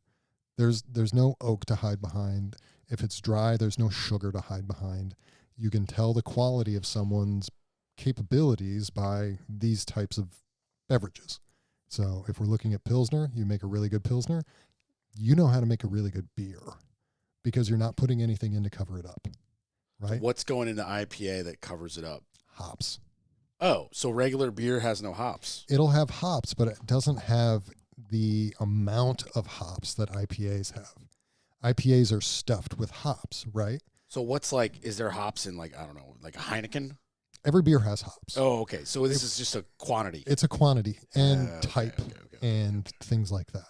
So my argument is there are people who can make mediocre beer and they stuff so much hops in there that you wouldn't know it's a mediocre beer because all you're tasting is the hops. Comment as the IPA lover. Well, the hops is what brings that bitterness, and Right. I think bitter is in my opinion, in a beer is an important part of the profile. Why is it Yeah. more alcoholic? Well, I mean, Is that a choice? They just add alcohol? no, you don't add alcohol. It's the fermentable sugars. See, I don't know. Right. anything. This is like But- you're So, talking to like yeah, a 4-year-old. I'm I not just saying don't understand it. for the people who like the flavor, it's perfect. And I'm not saying that it's not. I'm saying the quality of the beer. No, Yeah. I hear you and Yeah. understand it. I move past that to the Yeah. next question of I don't understand beer making and why do IPAs have more alcohol? They're always like a 9% versus like a 4% or whatever. Yeah, you know, 7, 8. they're Yeah. higher. The percentages are very high by comparison. And Yeah. I just like, could you in very simplest terms, either one of you, like why is that? I just don't know. Alcohol is fermented sugar. And more hops, more sugar. More malt or more grape juice or more honey or more straight up sugar equates to more alcohol. So you could straight up just like add legitimate sugar to your mixture of beer, hop, whatever, and it'll Wine, just be more whatever. wine, and that will make it more alcoholic. Yeah, you can totally just take sugar water and throw yeast in it and maybe a little bit of nutrient and you got alcoholic water. Does it? I feel even dumb for asking it. Does it get sweeter with more sugar or just more alcoholic in the beer world? No, I mean, so generally speaking, when the sugar is fermented, you lose the sweet flavor. So Okay. if you wanted some level of sweetness, Fermented for less time. residual sugar, you might choose different yeasts that perform better fermenting up to 6%. This is such a science that people Oh don't yeah. acknowledge. Oh yeah. Oh no. It's and so I mean I've been making wines and stuff, mostly wines, for 20, Well, like in your garage? 22 years. I've been making wine. Like wood barrels in your garage or something? Buckets and stuff like that. Wine Yeah, buckets. Did you learn in your we made prison cider. toilet? No. We made cider during a winter did. storm, and we got drunk in my house just Yeah. because we had a bunch of apple juice and some yeast, and we made super strong cider. Yeah. And my wife got super drunk. And She did. That's true. How long does it take to make cider? So Couple days. the question is, there's two questions, right? How long does it take to make the alcohol? How long does it take to make something good? Okay, so how long does it take to make the alcohol? Let's do step one. It can take a week or two. Okay, so if you just want to get drunk and you don't care about your taste buds Yeah. or your brain chemistry, Yeah. 2 so weeks. yeah, How long does it take to make something that you would qualify as tasting acceptable? 3 to 6 months. 6 months. Oh yeah, for wine for sure. Whoa, bro. We're talking wine, not beer. Beer's a lot faster. It's a lower alcohol, Okay. and you're not looking for some of the aspects that you're looking for when you're making a wine. And You beer want and a wine to cider be operate clear. the same way? So are you, and then, are you making cider or are you making apple wine? Are you making a hard cider that's at 6%? Or are you making an apple Yeah, wine that's at I was 14? thinking more of like a hard cider. But then do you have to compensate for the sugar, the natural sugar in the apples? You always have to pay attention to that. And that's Yeah, 'cause that's a you're talking majority. Sugar Yeah, makes any alcohol. sugar. Any Any sugar sugar. makes alcohol. So Apples have a lot of sugar. we didn't really add any extra sugar, did we, Jan? Right. No, we didn't. No, no. Okay. It was the sugar from the Okay. apple juice that we fermented So I'm to make the understanding wine. a little bit. So if Yeah. you had added a lot more or even just any sugar to whatever you were making, the hard apple Yeah. cider, that would have not necessarily increased the sweetness, but that would have increased the alcohol content by adding more Yes. sugar and fermenting that as well. But the kicker is that sometimes you want residual sugar, right? Residual sugar is the Okay. leftovers, And that adds to flavor profile. flavor profile, right? So Dude, this is fascinating. a lot of wine yeasts ferment to about 14 to 16%. What stops you from opening a brewery or something? It Uh, seems like it would be up your alley, No, man. I've thought about it before when I was younger. Then I got a job at somebody else's. Yeah. but- And did that make you not want to open your own? No, I had a blast. But then, Because I had that at a restaurant. yeah, no, I wanted to be a chef. I wanted to open my own restaurant. I wanted to be like owner chef. And I'm a really good cook when it's like my girlfriend and I, or Yeah. like 10 people. But I got my restaurant job. It was my first and only restaurant job. And I was like, no, never, absolutely not. This is toxic. This Yeah. is not okay. Like standards are dropped. OSHA compliment, like not met, breaks are not being honored, like Yeah. pay is not high enough. This is atrocious. And I was like, I can't like bring myself to do it. So it was like one quick summer job and I was out. yeah. I was like, No, I'd love like, it. Next. No, I'd love having a winery or something like that. Well, see, with a winery or a brewery, if you had a winery and a brewery and you didn't like sell it on site in like your own tap room, then you're basically, as far as I'm concerned, you're just an artist. Just instead of oil paint, you picked beer. Yeah, And then you get to just sell your art wholesale to the person who has the tap room. So you don't even have to like deal with customer bullshit. You Yeah. can just be like, I'm an artist and I just happen to use these giant copper vats instead Yeah. of brushes and but paint. then you actually have to think about like cost analyses. Oh, that's a different conversation. Yeah. That's a conversation we're for just- me and you and an accountant off air if we Yeah. want to actually do this. But no. No. Copper You're is definitely right. expensive. Copper is Yeah, expensive. Yeah, and I mean, A lot of it. Yeah. I looked into it one time. I had If- a buddy if- who was if- like a really good at brewing beer. Yeah. And I was like, I have all the capital in the world to start a brewery. And I started looking into equipment. I got a commercial realtor. I was like ready to rock and just let this dude be an artist. yeah, And then he just backed away. yeah. And I was like, If bro. you're not selling, this is my opinion on it. If you're not selling at your brewery or winery or something, you are missing out on a lot of money. Oh, I think nobody would disagree. I think Yeah. you just start by making the brew facility. Then you make enough money to at least get the line of credit to then build the tap room Yeah. next to it. And then So- you're doing both. There's a new brewery in Durham What's it called Proximity. Proximity. and East Durham. And They pop up like weeds. Man. yeah, this one's cool. This one's cool. And so I went in there late December, and he didn't have any of his own beers because of the licensing. So he had been licensed to sell alcohol and I think produce it, but he didn't have the opportunity to brew on site yet, or he was in the process of brewing on site. So he's just selling other local Durham breweries. And he had a couple collaborations left over from when he was working with like other local breweries to make some of his recipes and stuff like that. Huh. Yeah. But I mean, that is one thing about Durham is it's saturated. Yeah. Well, go to Asheville. Go to Cary. Yeah. Just man. go to the state of North Carolina. For real. Go to downtown Cary if you want to talk breweries in one spot. Yeah. Asheville was painful for me because I went there. I got 3 nights in an Airbnb. This was like several years ago. This girl I was hanging out with and my dog, we just drove up there. It was my first road trip in the Tesla, actually. Mm-hmm. So we wanted to like test out what it was like to charge and do a long road trip. And literally both of us don't drink and don't hike. Ooh. So we were literally, it was like, how much can you eat? Yeah.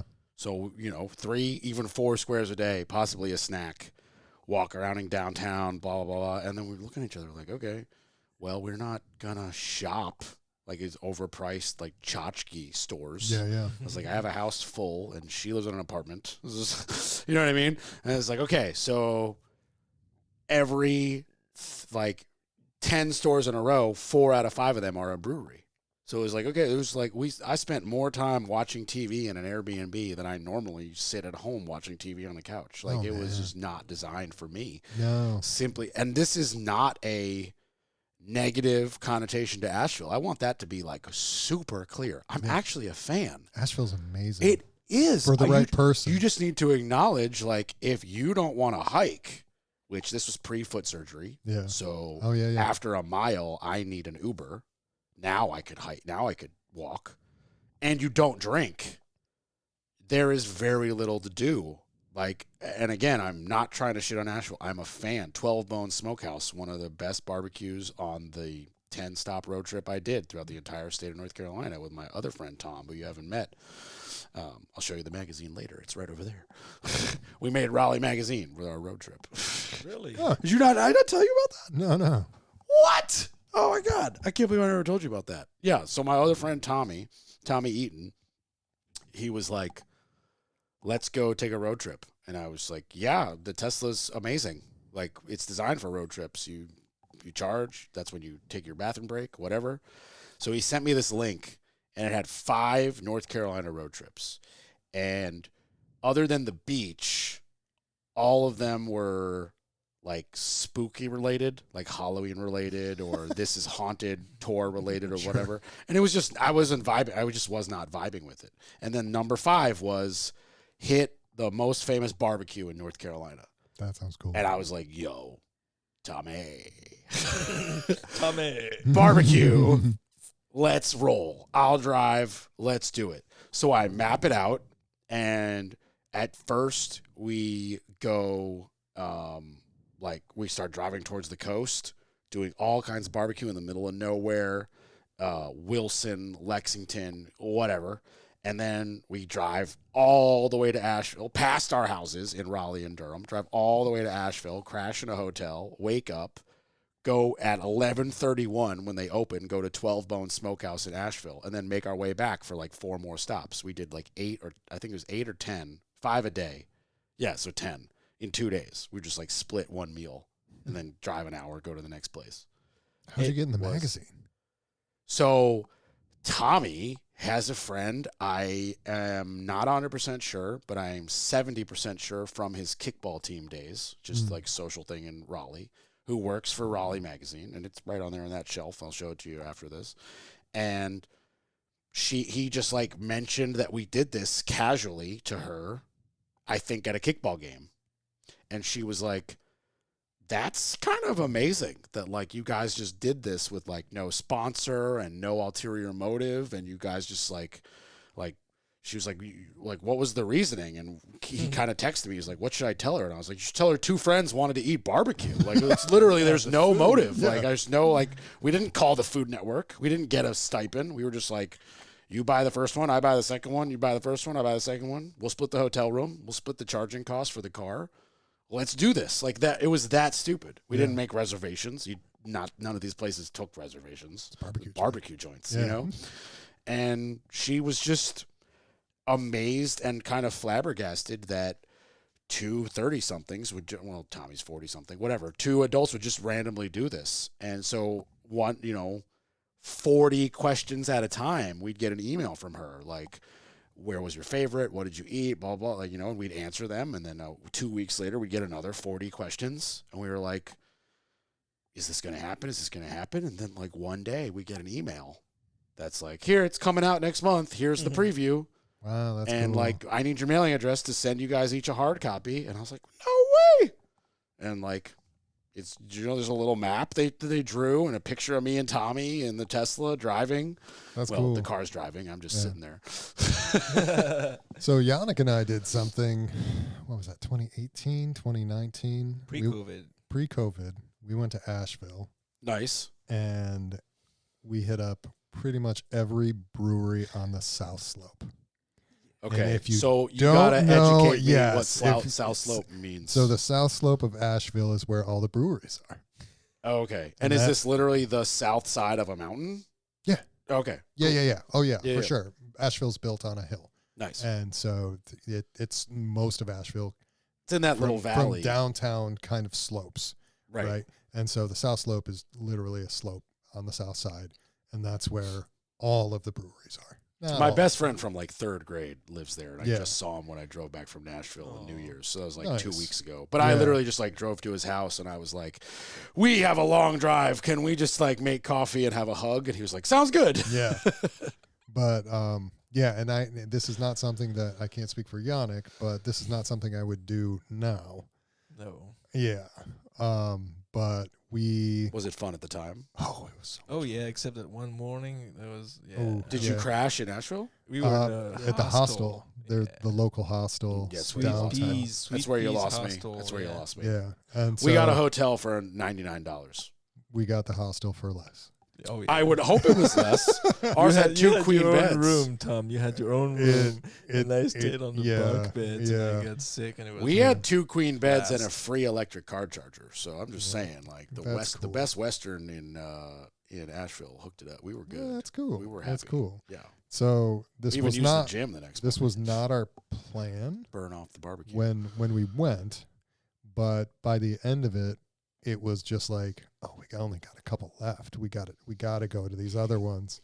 And how many are we talking? 30, 20? No, it's like a dozen. 15? Oh, it was more than 15 to 20. Okay, yeah. And you had a pint at each. Yeah, over 2 days, 2 nights, something like that. Yeah. So you guys were sloshed. Yes. Yeah. Did you drive home after the second night?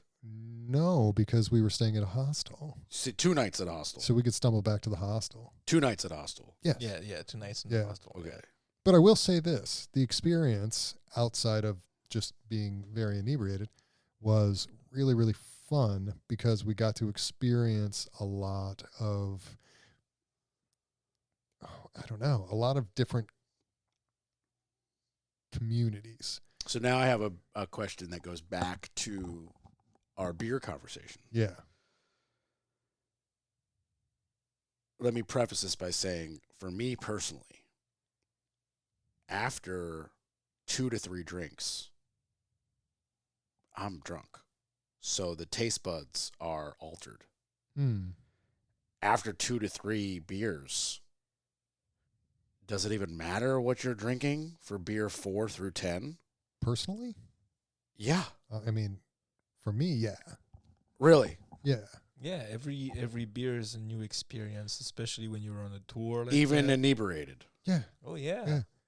Well, that goes back to mindfulness, doesn't it?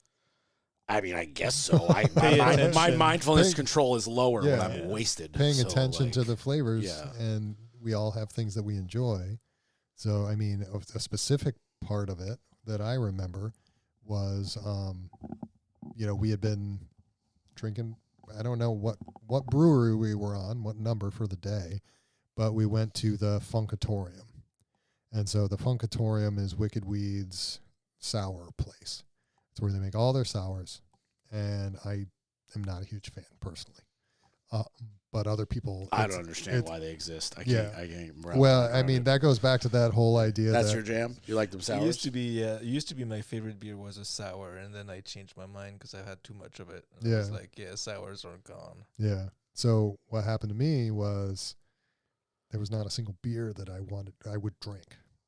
And for the sake of what we ended up doing, which was, again, not planned before we landed in Asheville, I still needed to drink something. What was the plan before you landed in Asheville? Let's just go hang in Asheville.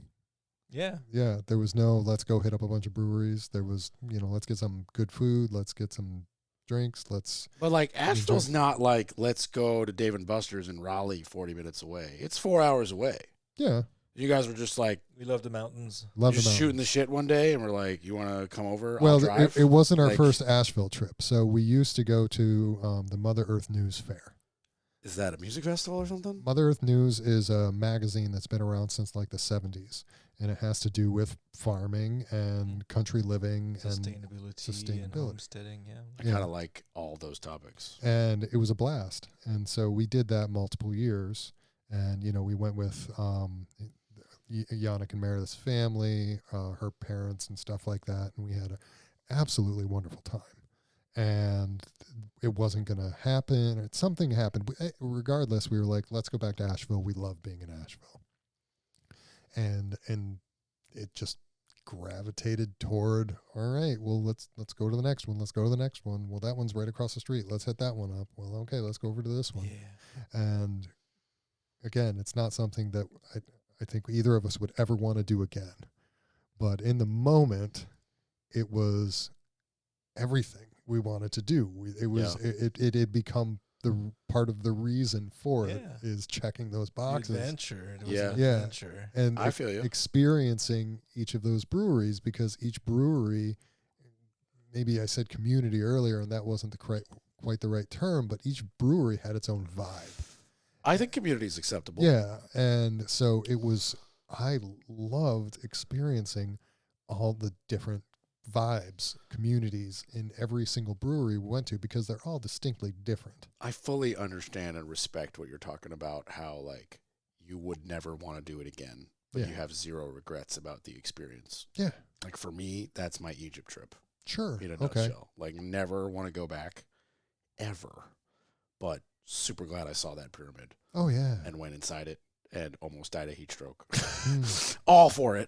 Yeah. But like, if you asked me to go up again on your dollar, I'd be like, no, I'm good. We could just skip that. Yeah. I don't need to do that again. I had the best chicken wings ever. Did you go to 12 Bone Smokehouse? Have you guys ever been there? No. It's like so amazing barbecue, and it's in Asheville. No, it was Sierra Nevada. Sierra Nevada's brewery. It's not a brewery. It's like Disneyland for beer lovers. It is. It's Disney for adults. They had a concert going on, and there's tours and stuff. The people, a lot of copper. A lot of copper. Do you guys like Omegang? I do, because I'm from upstate New York. Oh, now it's worldwide. Well, yeah, but I have fond memories of. How about you? I don't know. Never heard of it? No. It's a Belgian style beer.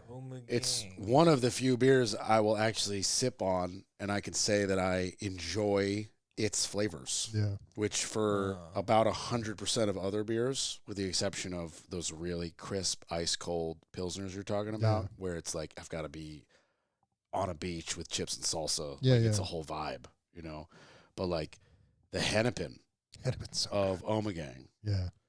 It's a very interesting beer because they come in 750 milliliter with like cork top. It's very like an homage to their like original Belgian farmhouse style. And even the Cooperstown, New York brewery looks like a Belgian farmhouse. They did it on purpose. Yeah. And I went to college at Hartwick College, which is in Oneonta, New York, which is the bordering town of Cooperstown, New York, where both Omegang and listeners probably know Cooperstown from Baseball Hall of Fame. MLB Baseball Hall of Fame is in Cooperstown, New York, and there's a museum next to the actual Hall of Fame with like all the plaques. But like 5 minutes from there is Omegang Brewery. They have like a massive plot of land. I think they even get the water from the creek on the land. And they have a but like during my college years, they went from giving $3 tours that ended with cheese and mustard and pretzels on a patio to like my sophomore year, my junior year. Now they have like a full-on restaurant, and they're selling T-shirts and sweatshirts and flags. And like, fast forward to 2 years after I graduate, I'm in California, and all of a sudden they're selling Omegang variety packs in Costco. Yeah. And I was like, God. okay, So, you guys made it. I've talked about the beers I don't like. Yeah. I love Belgian beers. Yeah, so you're an Omegang fan. I am The Hennepin, huge do you like Omegang. Three Philosophers? It's too tart for me. Yes, I do. But I respect wanting a 9.7 percentage to just get you. Yeah. You need one 12-ouncer, and you're But like, the flavor is "Woo!" so intense. It's like a wine. Yeah. But Belgian beers, that is something that I am waiting for the day where all of the American breweries get in the kick where we're done with sours, we're done with IPAs, we're super getting into like Triples, Belgians. A good doubles. triple, a double. I could totally see the day where I don't know what it is. I don't know if it's a brewery or a restaurant or maybe it's a food truck, but I just feel like you and I need to do something with food. Oof, not food trucks, man. I've worked around people who had to work or not had to. Bro, it's don't misinterpret. You're not working in said food truck. We're the minds behind it. Oh, Come on. Let's do it. That's fine. I'm cool with that. Think bigger, man. Think bigger. I don't need you behind the line. I need your brain to figure out what we're going to sell back on to the these food truck. chicken wings. So Drums, flats, or boneless? it was the full wing. Okay. So the drum and So, flat still connected. Drum and flat. The giants. I didn't know there were separate terms, but I'm going to use them now. Are you joking? It's chicken wings. Bro, It's you any- may not. You may know your beer and wine. I don't know. I know my foods. Yeah. Yeah, you're the one who said boneless, which technically is not even a chicken wing. So Yeah. Well, still, McNugget? those three categories need to be all discussed when you're at a bar that serves chicken wings. it's true. So anyway, So the We'll call them jumbo wings, party wings. I have no idea. They were massive. They were chicken wings. ostrich wings. Don't Yeah. be that guy. What if I said it's beer to everything you just said for 30 minutes? I would say okay. No, that's not true. I'm No. respecting your love of the differences. Okay, I I'm love sorry. my different Yes. food products. Come on. I'm the chef of the group. All the bits and bobs of the chicken wing. There you go. So I don't know. Again, this was pre-COVID, but when we were over at the brewery, there was the stage, and then to the left of the stage, you could go down this like really nice path at what's the brewery? Sierra Nevada, right? Sierra Nevada. Yeah. Yeah. And down this path, there was just like this huge grass area. Nobody was there. The main brewery was slammed with people, but nobody knew to go down this path. And there was just like hammocks and like trees. It was on the water. It was gorgeous. And there were a couple food trucks that they just have established there. Sounds really And familiar. one of them was just a smoker. And so they smoked all sorts of different meats and stuff like that. And they were smoking chicken wings. And then not only were they smoking the chicken wings, which was just amazing in and of itself, but they had a mustard barbecue sauce. Mm. And I'm in love with everything you're saying. I still like peak chicken wings. And I've never had anything that compared to them. I got to shout out to my buddy Connor. He came over. I threw a color party, which is exactly what it sounds like. It's basically like your color is blue, so you dress in blue and you bring foods with blue packaging. And like I was orange, obviously, so I dressed in orange, and Jen was dressed in orange, and we had like Home Depot buckets with like Reese's and oranges and whatever. So everybody brought a basket with their color stuff. So it's just like a junk food party. But my buddy Connor was like, I'll dress up and whatever, but I'm bringing my smoker. And we were like, 0 people are upset. Yeah. What are you thinking? And he was like, I I need your front porch cleared because it's going to rain, and I want to do wings. Nice. And I personally, as currently a fat fuck, a former very fat fuck, love me my chicken wings. Yeah. Blue cheese all day. If you're a ranch person, just get out. I'm Or neither. Just be quiet. I don't eat either. That's fine. Then I you're hate okay. Blue Okay. cheese. You hate blue cheese. Well, we're going to murder you, and I'm going to bury you in my crawl space. So your wife But should do come you looking eat for you ranch now. when you're eating wings? Oh, I drink ranch with a straw. With a straw. Mixes it in the blender with beer and French wine. Is it really weird that I just had deja vu for some reason? I'm telling you, though, Connor, though, smoked these wings for 2.5 hours. And, like, wings are this big. Like, Yeah. you take 2 seconds to fry a wing at a bar. 2.5 hours every 40 minutes, dressing them with whatever his dressing was. I mean, literally, you would, like, grab it, and you would, like, hold the wing with your left hand and just pull the bone out with your right hand. It would just slide out. Dang. And every time this dude talks about cooking, I'm like, maybe you shouldn't do that and you should just do the wings. Yeah. I'm like, just do the wings, like, every time. So another really nice wing spot in Asheville is Creekside Tavern. And so that's in East Asheville. Where are your wing spots in Durham, bro? That's more important. No idea. So, Buffalo, Buffalo Wild Wings? no, I refuse, actually. I will shout them out as the worst service I've ever experienced in my life. My girlfriend and I went there, and we sat for 45 actual timed minutes after we gave an order for the waiter to come out and tell us that they had not started cooking our order yet. And I was like, we are now leaving because we needed to be, like, paying the check at this point, let alone being told it wasn't even cooked. And it was like, we ordered buffalo frickin' wings at Buffalo Wild. It was like we didn't order something that's abnormal. Yeah. Right? It's like we didn't roll up to McDonald's and order, like, Filet mignon. filet mignon. Yeah. Thank you. Exactly.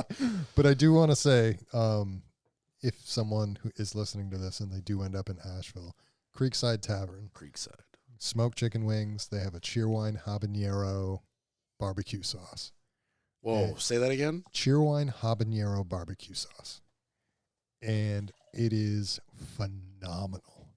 And I would highly, highly recommend it. And you go into East Asheville, you're out of the commercialism, you're out of all that stuff. It's just more of a community. That's where people just go to hang out that live in that area. It's not West Asheville, so it's not super, super crunchy hippie. It's more just families. Okay. And it's just a really It cool can get spot. pretty crunchy hippie up there. It's crunchy hippie, but when you get into West Asheville, it's like they crank it to 11. Yeah. Oh, I know all about that. Yeah. I lived in Santa Cruz. Yeah. Do you know about the connection? No. So Santa Cruz, California, are you aware? No? I didn't know about it till I moved there, and I moved from upstate New York back to my home in less upstate New York to Santa Cruz, California. And then I get to Santa Cruz, California, and I found out that there's like this abnormally strange connection between the tiny little beach bungalow town of Santa Cruz, California, and the mountain town of Asheville. And like 70% of the people in Santa Cruz are transplants from Asheville. It was shocking, so weird. And the crunchy hippie goes, it's turned up to 11 in both places. Yeah. And for me, like, I like a little crunch, and I'm definitely a hippie. But even I am like, this is too crunchy Yeah. hippie for me. Well, I'll say for Asheville, I spent a lot of time in Asheville back when I was in the coffee industry. And I really appreciate East Asheville and South Asheville. Not talking the south slope of the actual city downtown. How big is Asheville? Well, it's so there's downtown, and then there's just like everything around it. So I mean, there's north, south, east, and west Asheville, and they're their own thing, right? And so East Asheville is very family based, and so that's they're crunchy generally, but they're just families living their lives and stuff. Like North Asheville is like where all the money is. I know the superchargers are at the mall with the Yeah, at the across from Whole Foods. the Tanger outlets. They're the outlets. Mm. That's where the supercharger is. Because when I drove through to get to Murfreesboro, North Carolina, which is like basically Tennessee, that's where I had to charge. Yeah, but that Hendersonville, and then going north, and then moving over east toward East Asheville, out towards Swannanoa and stuff like that. That's my favorite area when I go to the mountains. Specifically when I'm going to like the Asheville area. I wish I knew what area 12 Bones was in, because my gut tells me that you guys would freaking love it, because it was like clearly an industrial area that got repurposed into like artist centers and restaurants and breweries and 12 Bones Smokehouse, and it's just like everything is graffitied on purpose by the local artists. Is it the River Arts District?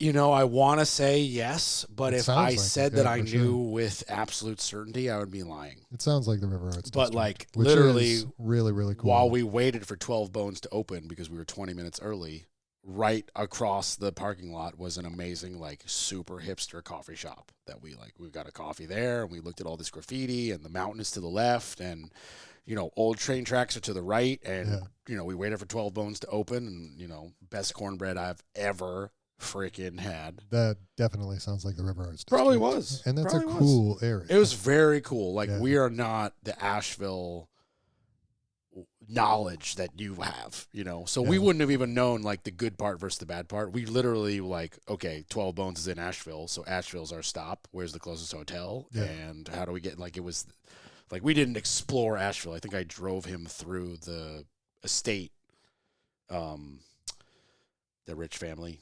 Is it Vanderbilt? Biltmore. Thank you. Yeah. We drove him through the Biltmore estate.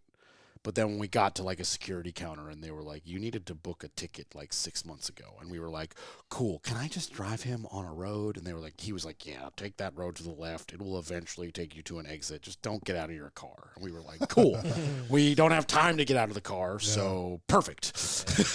But my brother got married there. Nice. So I straight up think that we went to the Sierra Nevada brewery, because everything you're describing about that outdoor path and the hammocks, I was like, that sounds super familiar, like where we went the night before the wedding. Nice. Because we just went out and got beers. Near the airport. Yeah.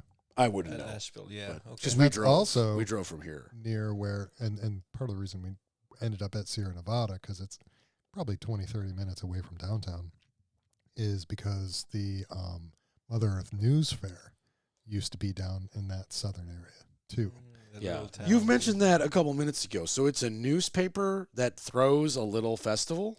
So it was a magazine. Magazine. Yeah, I guess it still is a magazine. They've been around since the 70s. I remember my dad had issues of them when I was young. And they throw like a little art festival thing? It's not an art festival. It's a fair that demonstrates different country living techniques. Yannick, you can you can talk more. I remember you enjoyed the part where they were building cub houses with the clay and the hay, and you build houses like What's that. a cub house? Cob. Cob. Yeah. Like corn on the cob? No. Just it's cob housing is it's I never heard of cob housing. It's this you make a mixture of natural like clay and hay, I think, and you plaster it on top of some wooden structure, and that makes like a self-insulated homemade. Oh, okay. I didn't know the name, but that's like how they build. Like every built like shelter in the Civil War was that. Like they mix hay and mud, and they throw it against a wood stick built structure. Exactly. Throw it almost like snowballs. So you had that going on, and then you had those portable sawmills. Because it was also that sounds cool. very commercial a little bit. You had the sponsors. So there were like local farmers, small farmers going there, just learning new things about how to raise chickens, how to raise bees.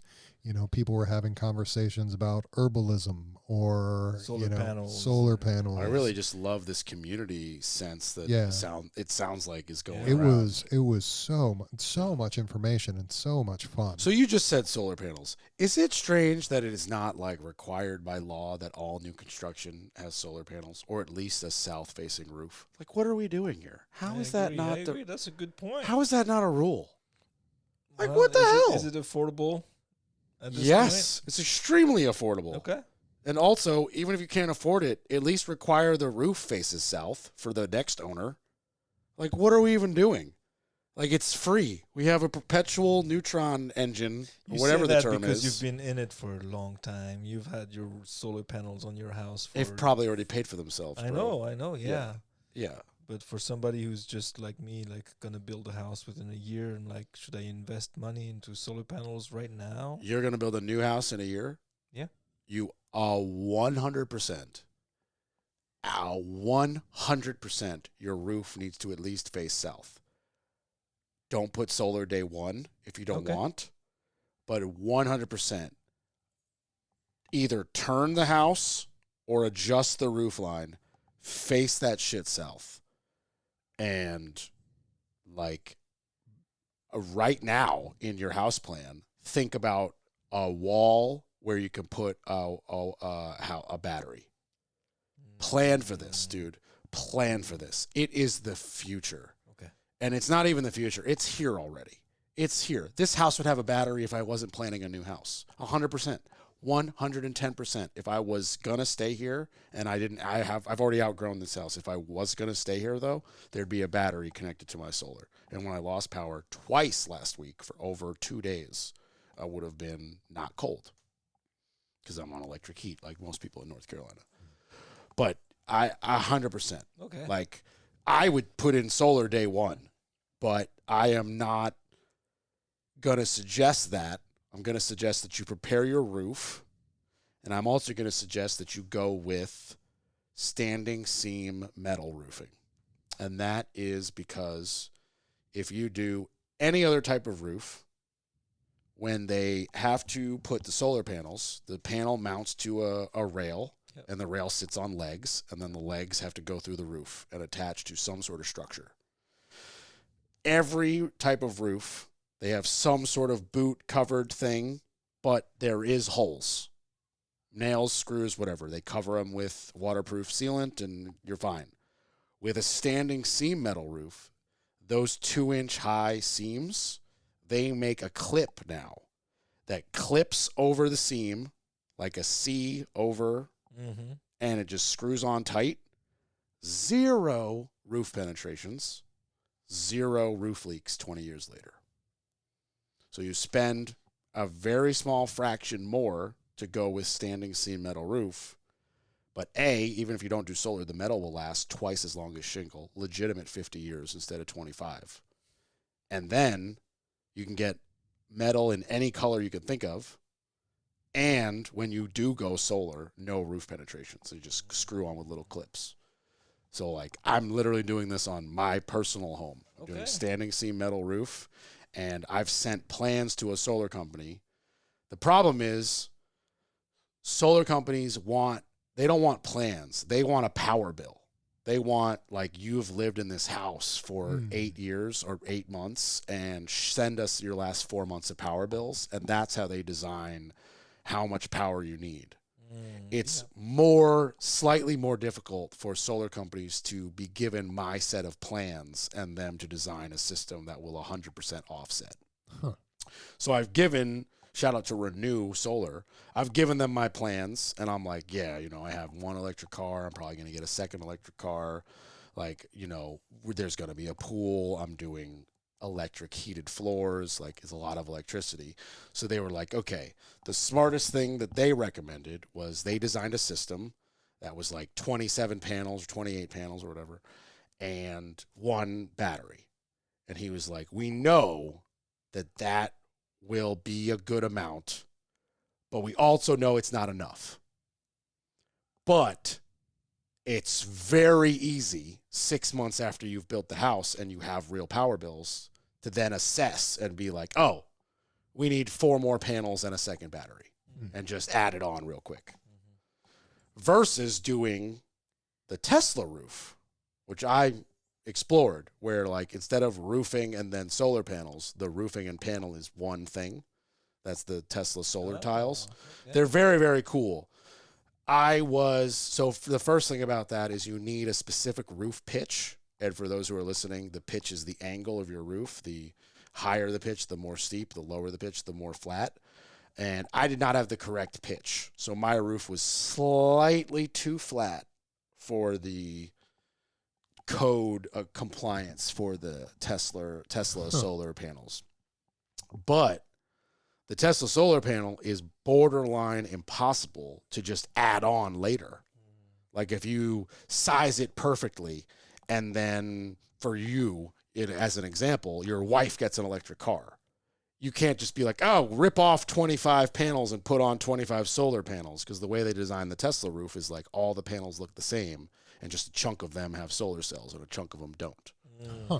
Whereas what I'm doing, where it's standing seam metal that will literally, I will die before I have to replace that roof, a framing system, and then the panels. If I want to add 6 more panels, no problem. Yep. And then my girlfriend moves in, and then 5 years later she gets an electric car, and I want to add 5 more panels. Just 5 more panels. Just add on. No problem. It's like not even 15% of my roof square footage is panels, because I have this massive shed roof.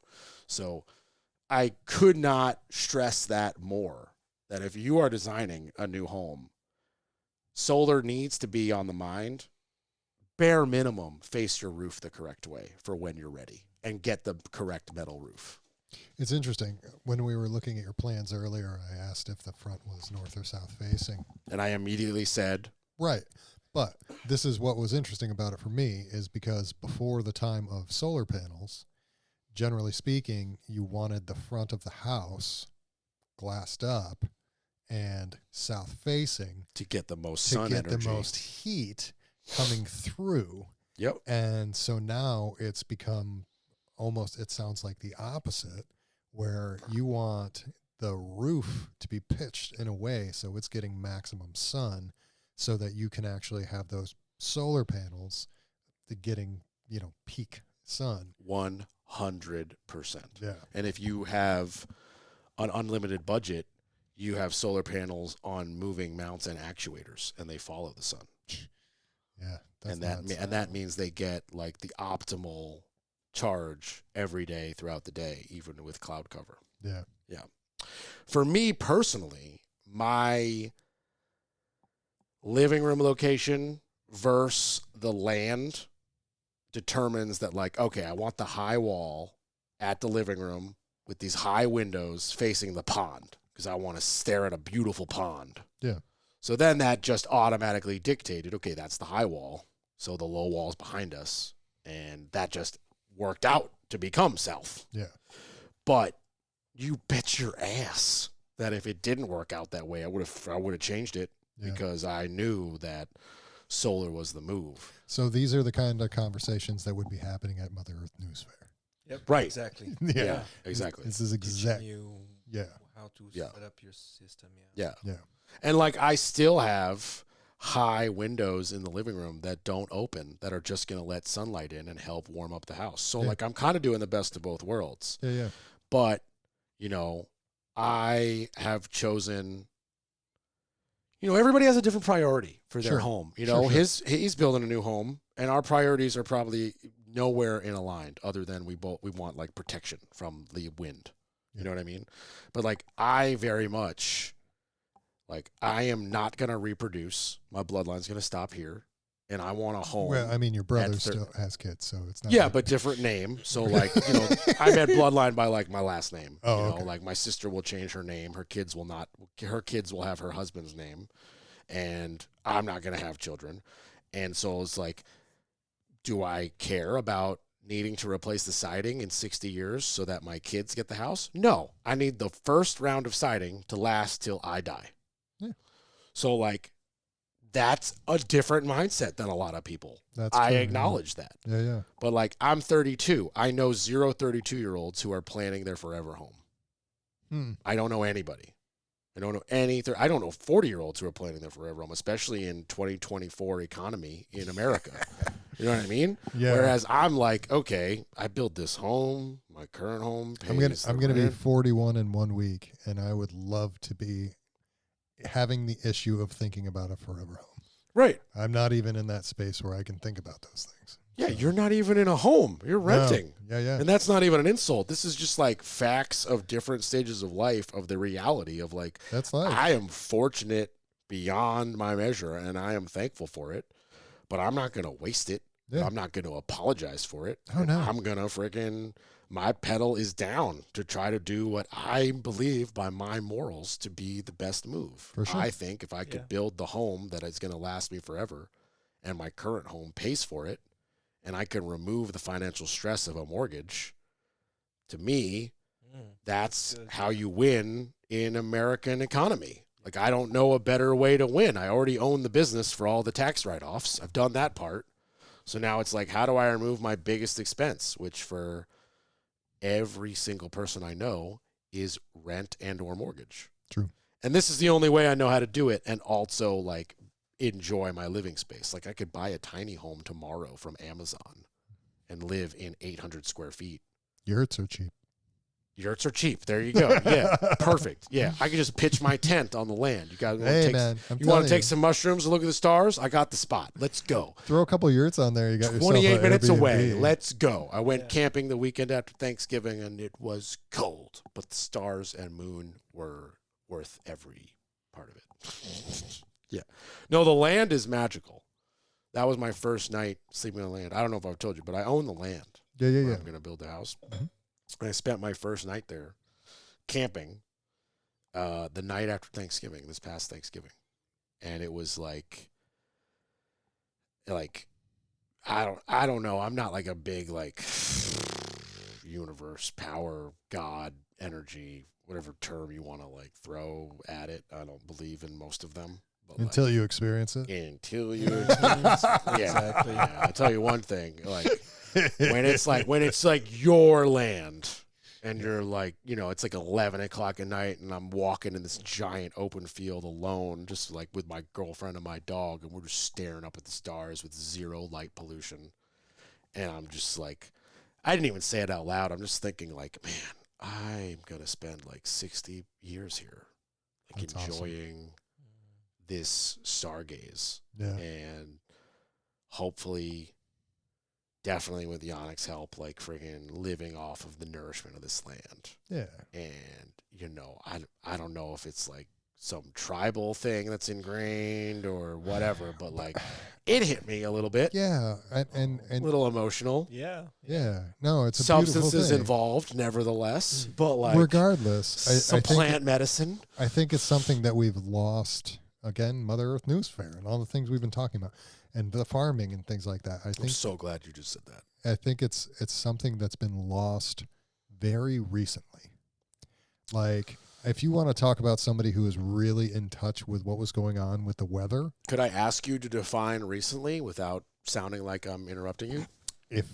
So I was just about to elaborate on that as well.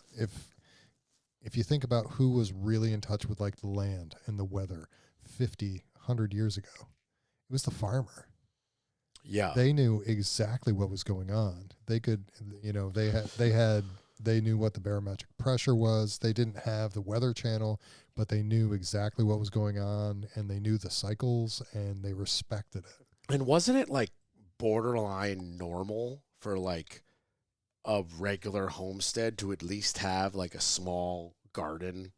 Everybody like had growing, garden. like everybody had like. I mean, that was like a post or that was like a standard World War II and beyond. It was grow a garden, right? Yeah. This Buffalo Trace bottle is empty. It is. I am a fan of this activity. Yeah.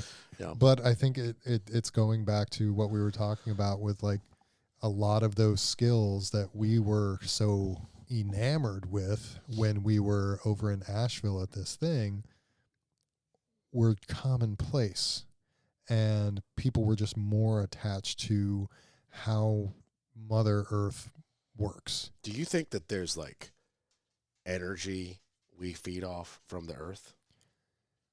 Personally, my personal belief system is that everything is energy. So by removing as I agree with that statement. Yeah. Like however you want to define it could probably alter 15%, But I mean, if feel we're like- getting into feel like- dogmatic conversations, then that's a whole nother podcast. Yeah, Because but it's I'm- this podcast right now, so yeah. here we are. So how many hours are But we like, taking? I've got all night. So there's a hockey game tomorrow at like 8 o'clock. So let's first all night podcast. Yeah. So, but like, I agree, everything is energy, but I also strongly believe, and I got to even back up a little bit because, like, as a kid, I hated farming. I hated my mother's garden. I hated my mother for it. Yeah. I hated her wanting me to pick weeds. Like, to me, I was like, this is trash. It's like, you want me to pick weeds so we can eat this tomato that cost you $87 and we could go buy it at the store for $3.99? I was like, what is happening? Yeah. Why? Like, there's television I could watch. Like, there's WWF. You know, I was an idiot kid. Wrestling, I thought it was real for so long. Anyway, here I sit at 32, and I'm like, how do I get one basil plant on my back deck and just get any incorporation back in touch with the earth and Got get it. that energy? It's Yannick.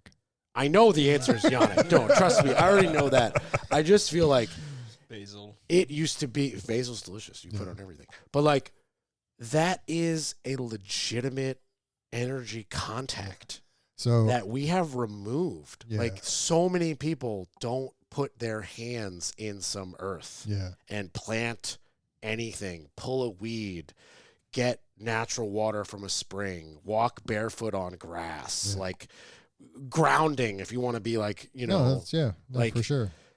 it's been removed from It's- modern society. We walk on cement, we walk in shoes. We're in this house on carpet, on plywood, on Yeah. top of a air gap of a crawl space, on top of plastic. Like, we're not supposed to walk on any of that crap. Yeah. You know what I mean? And like, I believe at some level you're correct. Everything is energy. I don't know how to quantify that energy. I don't know what we've gained, what we've lost, but I think there sure seems to be a happiness of farmers that Yeah. people who don't farm don't have. I think And maybe we're you could touch on supposed. that. Yeah, and I'm happy to have Yannick elaborate it, and it's on my mind. I think we're supposed to be connected to nature, Yeah. and because we're just part of the planet, and no matter how pompous we can get for being the smartest creature on the planet, we're still part of it. And I think what's happening is we're disconnecting from it, or we have fully disconnected from it. And an amazing example would be so many things we create visually to astound the eye. What is more fascinating than being somewhere with zero light pollution and just looking at the stars? Yeah. Yeah. Like, there's nothing more enamoring. Maybe staring at a crackling fire, but once again, that's a Again, natural it's natural thing. Like, that's things. a natural thing. But like, you could make the most amazing Marvel movie, and for Show me Aurora Borealis. right for a 30-second Yeah. for a 30-second moment in time, I'd rather stare at the stars. Yeah. Maybe an hour I want to watch the Marvel movie Yeah. because the stars get boring after 20 minutes. But like, for that 30-second moment or 5-minute moment, or pick your time frame, Yeah. the stars win Yeah. All the time. every Yeah. time. Every time. It Every just single it time. just produces awe. Right? Yeah. Because I mean, I remember And so many questions unanswered. when my daughter was like 3 or 4, she was asking about the changing seasons. How old's your daughter now? 7. Okay, so She'll- still very young. Yeah. But she was asking about changing seasons. So I started talking to her about how the seasons change and the rotation of the earth and sun. And I forgot how unbelievably amazing it is that the seasons even change. Yeah. That our world functions that way consistently and has for millions of years. Yeah, the stuff that just happens that we don't and when we think just of, don't even take any account to the fact that it's amazing. it's unbelievable. Yeah. And it took me describing it to like a 4-year-old to be like, oh my God. The Dude, things we take for granted. Photosynthesis as a concept Yeah. is Mm. bonkers. Yeah. And then you're like, wait a minute. So I could take that seed and eat that plant in 8 months Yeah. if I just add water and like nutrients. Yeah. What? And, It's bonkers, man. and We ignore it. Like it's there every day. yeah, and we do. And I think, and we're so consumed by technology, and we're not utilizing technology to the best we can to emphasize our connection with what's actually going on. Let's in the not world. even mention human life. Pregnancy, like that's crazy. Oh, awesome. that in and of itself is just insane. It is Yeah. insane. I remember my grandfather one time. So my sister-in-law, she's had 3 kids. I've got twin nieces. They're like 2-ish. And then I have a nephew. He's like 5 or 6. I forget. And I remember my grandfather, R.I.P. He's pictured over there on the wall. He was just like talking to Emma is her name. She's been on the podcast. And she's just like talking to her about like the kids and what they're like and blah blah blah and just randomly is just like and so you're still breastfeeding? And she's like, yeah, we're still breastfeeding. And he's just like, man, that's just on tap for free. It's just like he's just like his way of just like commenting about how baffling it was. Yeah. It's just like, yeah, it's just on tap for free. Yeah. Just On like tap. we figured that out. Or like at just and we ignore the insanely like amount of amazingness that is. Yeah. Like, Because now we can do it in a lab, so we don't care. Yeah. But I mean, Do you have kids? not yet. Not yet. Yeah. So not yet implies we're trying. Soon. Soon we will start trying. Soon we'll start trying. Okay. There's a house to be made and things like Oh, we're that. building the Yeah. house first. First the house, then the kids. Respect, man. Yeah. God, I know so many people who are like, well, we're just pregnant now, and life sucks because we don't have a house or any money or good jobs. So I like your One step at a time. one step at a time. Yeah, I'd love to build this house for you. Ah.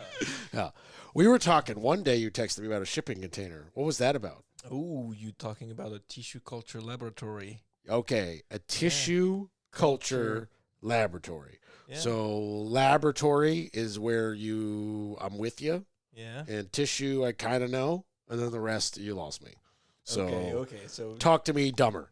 okay. So you know how you can propagate plants using seeds. You plant a seed, you get a new plant. Okay. So that's basically propagation, and then you can also take a cutting of a plant. So you cut a branch, and then you put it in the soil, and you get some roots that grow up. So that's another way of propagating. It's cuttings.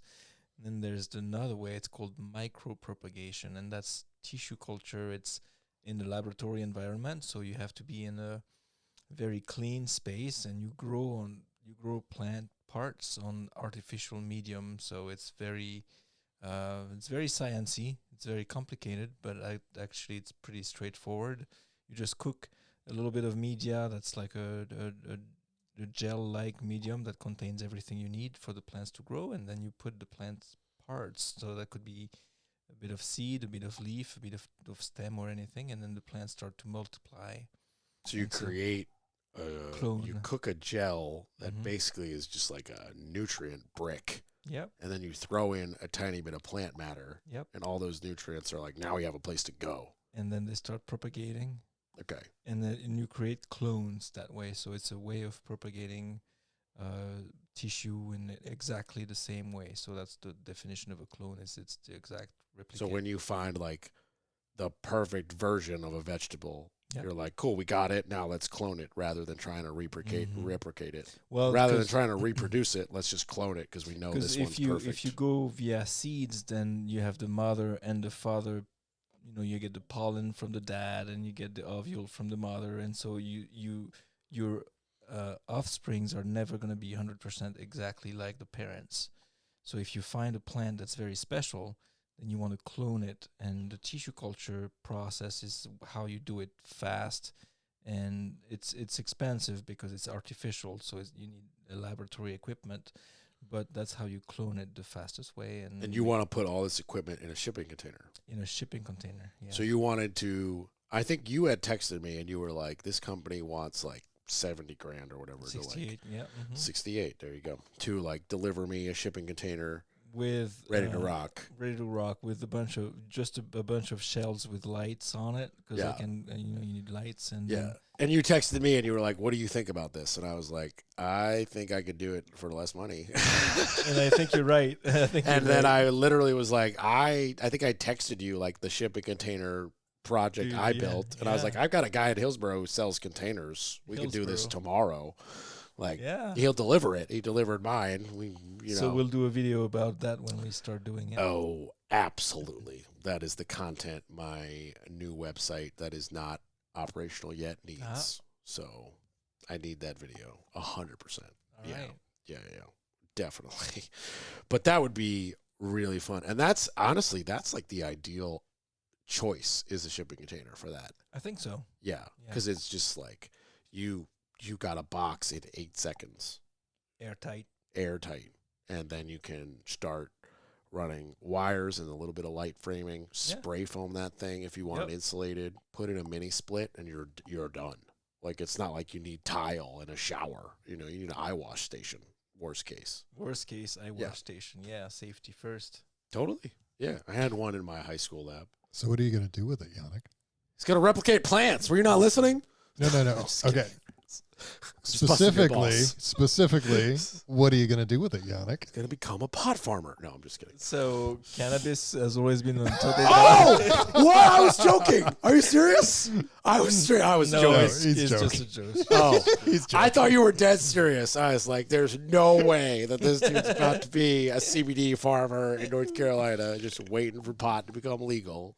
That's hilarious. It's just a way of propagating all kinds of plants, and I've been doing it for several years at work and doing soybean and corn and different crops. I want to do it for other purposes like native plants. So you know how native plants in North Carolina sometimes they can not always reproduce well with seeds. Like not every plant is successful at growing with seeds, so they need a little help. And I'm hopeful that my little lab can improve the propagation of like native plants of North Carolina. That's awesome. Yeah. So this would be a precursor to like university style research, or this is just like for your personal farming needs? It would be. I wouldn't do research at home because it needs a lot of money, a lot of time. But I would probably do my propagation needs at on the farm. So I'll have all kinds of plants that could be propagated that way, or conventional ways with cuttings and things. But I think having a tissue culture lab is a good way to teach people how to multiply plants and grow. And would you do some sort of education where you could host like 10 people at a time in your private lab and kind of like educate them? Yeah, there's a lot of needs. If you look online and people in home like house plants or just gardens or homesteading, it's just a booming environment, and so I think people have the need to learn how to best propagate plants, and that's one of the ways to do it. So it's so insane as we had the knowledge and no big event happened where the knowledge got erased, but we forgot all the knowledge, and now we're all relearning how to do half-acre farms. A lot of little things happened. Right. Yeah. But it's not like the technology that built the pyramids where like, comets hit and erased all the knowledge and we don't know how they built it. Yeah. And I like think this was 100 years ago. Everyone had a farm. Now we don't know how to farm. Like what happened? Beyond that, going back to the idea of natives and stuff like that, as far as like plants that function the best here because this is where they're from. We just have had other plants come through that have, overtaken them. There's this draw to go back. There's this draw to have native plants. And I think that's really where a lot of that success can come from in how he's trying to propagate and grow these native plants. I think there's a strong desire for people to go back to, let's try and fix some of what's happened over these past 100 years when we let things come in from all over the world because it's a world economy now. And let's try and fix some of those things and bring back things that thrived here that simply can't necessarily compete with, everything that has come through and consumed that same space. So in that regard, I think Yannick is right on point, because he's really focused on that native plant aspect of what he's trying to accomplish. Kudzu. Oh yeah, the kudzu's a great example. And then all What's a those kudzu? kudzu is when you're driving down the highway and you see all those green vines creeping up all the pines and killing them out. Oh yeah, That's kudzu. that's not a good thing. No, And it's it's bad. not. Yeah, It's edible though. it's edible. It's not from around here. It's edible. Salad greens. Wait. Yeah. It's edible. It's not from around here, Yeah, It's invasive. but It's it's an ah, invasive species. Okay, it's the lionfish of plants. Gotcha. one of many. And I mean, so I think we'll get into it just a little bit because it's fun to discuss. Not that it's fun that it's happening, but being that it's a world economy, we're getting a lot of things coming from other countries that are destroying our local plant life. And so, Like the lionfish. like the lionfish, like, Dutch elm's disease, like, a variety of different things. So the question then becomes, how do you combat these things as more invasives keep coming through? And then, that goes back to what Yannick is trying to accomplish. In my mind anyway, Yeah, no, is- you're right. is Yeah. bringing back and providing the highest quality and highest health versions of the plants that used to thrive here, and finding that sweet spot where we can maybe remove some of the invasives and replace them with what naturally occurred. Right. Especially something we could eat. Yeah, I mean, that's cool too. But I mean, my background's environmental biology and forest health. So you're not going to be eating trees, but I really care about the fact that, different trees have died. Like the species has been nearly eradicated simply because there were some bugs in a shipping container, and what do you do to combat that?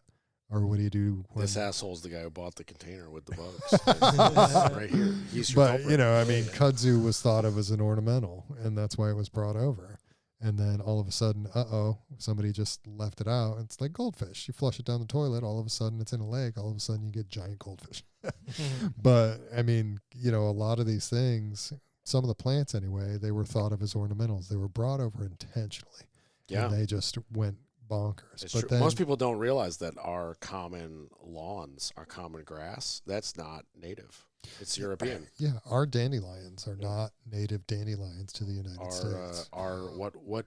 The native grass. Honeybees are European honeybees. They're European, guys. yeah. Yeah. But like Yeah. the grass, like when you think like air quotes grass, it was all completely consumed by European livestock brought off of ships. Yeah. And the grass that we see on our lawns is European grass that was planted. It's not the native shrub or whatever you want to call it, Yeah. weed, whatever you want to call it. It's not native to North America Yeah. at all. Yeah. Also, cows are not real, but that's another conversation. Yeah. We And I mean, bred a water buffalo and a bison, and we created a cow. Like Yeah. it's not a natural thing at all. well, I mean, and then that's But they're just delicious. I mean, you could say that about pretty much every vegetable too. Yes, unfortunately. Yeah. Yeah. So I like mean, bananas had seeds originally. Now Yeah. they don't. I mean, what carrots were Queen Anne's lace or something like that. Yeah, they were Yeah. super weird looking, Yeah. and now they're Yeah. beautiful. So- Straight. Yeah, that's true. There's a lot of genetic. So I mean, modification.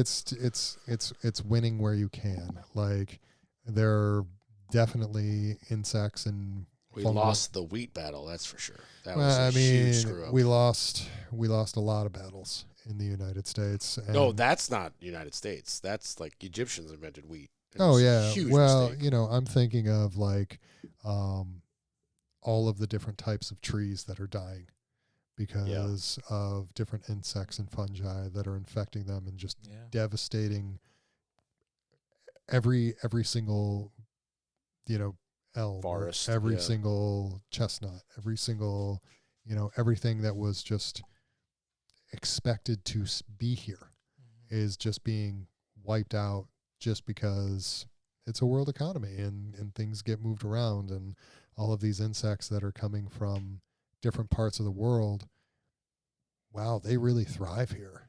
right? Because there was American dream, man. it's the American dream. It's the Insects American want it dream. too. Yeah. We all want it. Yeah, and so So what are your thoughts on me using a cow as a lawnmower? Cow, goats, sheep. That's all good, man. I was talking to somebody and I was like, I don't really want to mow my future grass. And they were like, we should just get a cow every year and then harvest it at the end of the year, and you'll have enough meat to One cow, how many acres are you having to mow? like 2. Okay, one cow could do it. Yeah. Yeah. That's a good idea. Okay, 1 cow. Yeah. Do it every year. Get Yeah, a new cow. yeah. Kill the cow. Fill the freezer. That's the good bit of room for a cow. It would be a happy cow. Be a Tasty happy cow. Yeah. don't Yeah. name it. Don't name it. I'm just gonna give it the same name every cow. Yeah, New year, new cow, same name. 0001. There you go. Yeah, exactly. Brand that MFer. Yeah, 001, 002. There you go. No, but I had 2 friends who immediately were like, we will split the vet fees and feed fees and like whatever, and then we'll take, a third of the meat. And I was like, I kind of love this idea of just like get a cow every season and then divide it by 3 at the processing guy, and we have like a super organic gourmet cow where it's filled the freezer. That's enough meat, we'll fill our chest freezers. But you approve, Mr. Farm Book guy. I approve. Okay. Yes. Cool. There you go. Keep it local.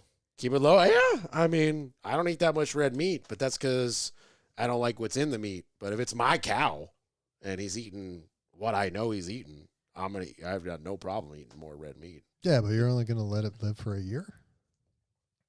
I mean, how long should I let it live? Well, I'm just thinking. I don't know. Yeah, no, I'm just thinking if you're concerned about what the cow's eating, and I mean, if you're butchering one a year, that means you're getting an adult cow every year. You're not getting a calf to. Okay, so should I get a calf? You gotta get a calf every year until you get a rotation going. So multiple cows. Let the calf grow, and then you have more regulation on what the calf's actually ingesting, and then you're cycling more than one cow. So now Side note. how many cows do I need now? So calf meat is delicious. Okay. But can they mow as much grass? Right. We drink milk. So The trick is I don't want to mow. Like I want to just not need a mower. That's how do I not need a mower with the Goats? least amount of goats? I don't want to eat goats, man. They don't taste as Sheep. good. Sheep, lamb shanks, huh? Lamb's good. Lamb is good. Lamb is good. Yeah, I don't mind. Again, you go back to the baby version. don't mind of the animal. lamb. Yeah, the lamb, Ooh. the veal. Mm. God, it just seems cruel. The baby version.